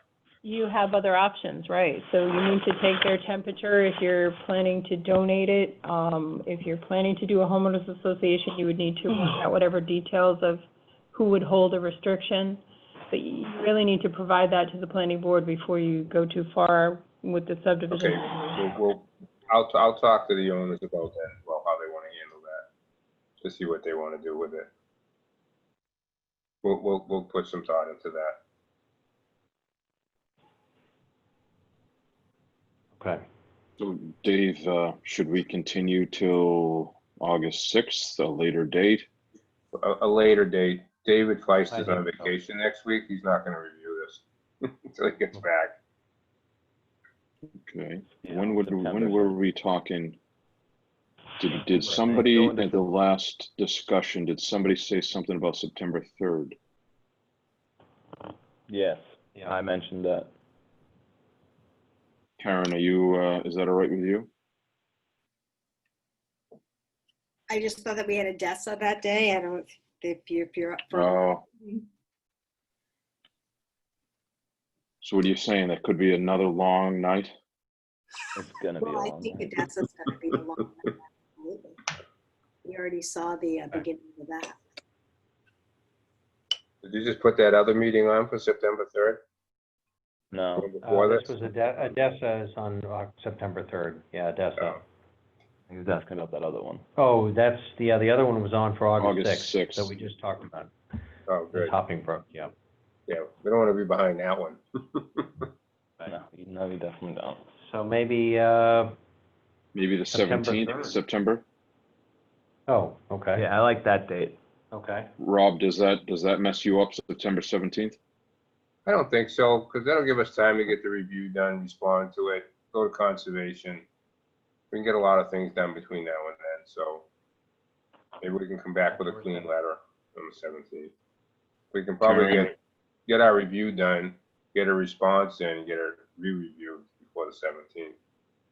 That's So fine. Karen, Josh, and Dave, any issues? Karen Sherman as well, any issues there? September 17th. No, I'm good. Me too. All right. Well, I guess if that's the case, would somebody like to make a motion to that effect? Yeah, I'll make Make a a motion. motion to put, let Jason do it. Go ahead, Josh. It's yours, Jason. It's yours. You got it. Make a motion to continue the Triangle Farm development till September 17th. Second. 7:15. Oh, second? Okay. All in favor? Karen? Aye. Jason? Aye. Josh? Aye. All right. Okay. Okay. Thank you very much. All right. Thank you very much. Have a good night. Thank you. Thank you. Thank you, you too. Is that, are we adjourned, or should we do? I'm gonna make a adjourn, motion or is there to something? adjourn this meeting. Okay. Oh. All right. I would ask you quickly, No. sorry. No worries. All good. Warren has expressed an interest, Warren Chamberlain has expressed an interest to continue to serve as the board's representative, the planning board's representative to the Metro West Planning Group. So the board has a designee and the Board of Selectmen have a designee. And you can designate someone outside of the board membership if you like. He is willing to keep attending. He has been in that role for a number of years.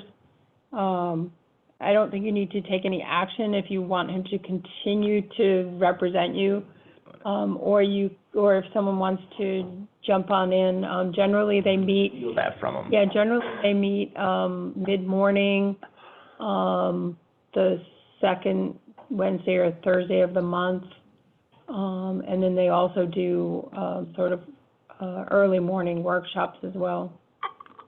Let him keep doing that. I think that's lovely that he would like to continue. I do too. I do too. That makes me smile. I Yeah. agree. It's good for him. Yep. Yes. Okay. And does that mean that periodically we would be able to see him because he would report out to us? Yes, that must be a requirement of this.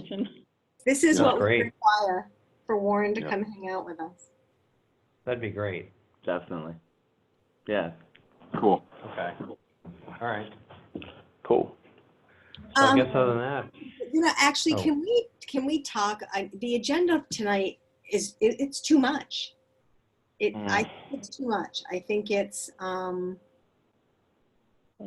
just think for us, like, we're burnt out. Like, I'm glad that unfortunately the last hearing didn't have anything done, but it's like it's really hard to process all this information, make good decisions, not get slightly frustrated that we're continuing on in an hour plus with one of the hearings when we know something else has to continue. I just think it's difficult. so maybe we'll try and plan a couple more meetings to spread them out maybe. So I know August is hard for everybody, but maybe we can spread them so we have, at least two or a couple more going forward. Certainly. Well, I think one of the other things that one of my colleagues mentioned to me in just a brief discussion that we had recently was that her board is just for just the general business items is sort of doing, because you're meeting virtually, they're doing like that kind of work on an early morning basis and then holding public hearings in the evening. It's possible to accomplish things that you only need 3 votes for on an off time or an off day, if you're all amenable to that. I can work in the morning. I work from home, basically. That's fine with me. That sounds, okay. Yeah, I mean, I That think sounds that, good. if it's planned ahead, and I mean, obviously until my full-time job kicks in, but, I think that's, because that kind of stuff should only take us an hour, but when you have all these hearings, that's a lot of time. Right, and it's a lot of people sitting and waiting. Yeah. Yeah, And sometimes we've had people some where there's waiting no one 3 there. hours. Yeah, it really is What? hit or miss, whether Hit or people are miss. participating. Well, I And these definitely are, we're dealing with some hot, certainly Hot button issues. Odessa and Hoppingbrook these are 2 separate Why doesn't big people things that are take just, people out? so I Why don't you definitely, just these take are them out? things that I think we should keep, I can't, especially those You know separate. what they want. Well, don't I'm sorry? 2 of you are talking and it's coming over Oh, the mic as a little jumbled. Okay, sorry about sorry, I was just talking mad smack about Peter Bemis and everybody involved in everything tonight. Just saying that he should know, just pay them. Just give them money. That's what they did with Pharmacanis. Just do it. Just do it. Well, I think your idea of possibly meeting in a morning, setting, especially because we're on Zoom, to do general business is a great idea. And I think that's it. Yeah. And I'd be happy to make a motion to adjourn tonight's meeting whenever you're ready. I'd second that as fast as I possibly can. Second, all in favor? Aye. Aye. Okay. You all have a great night. Bye. Thank you.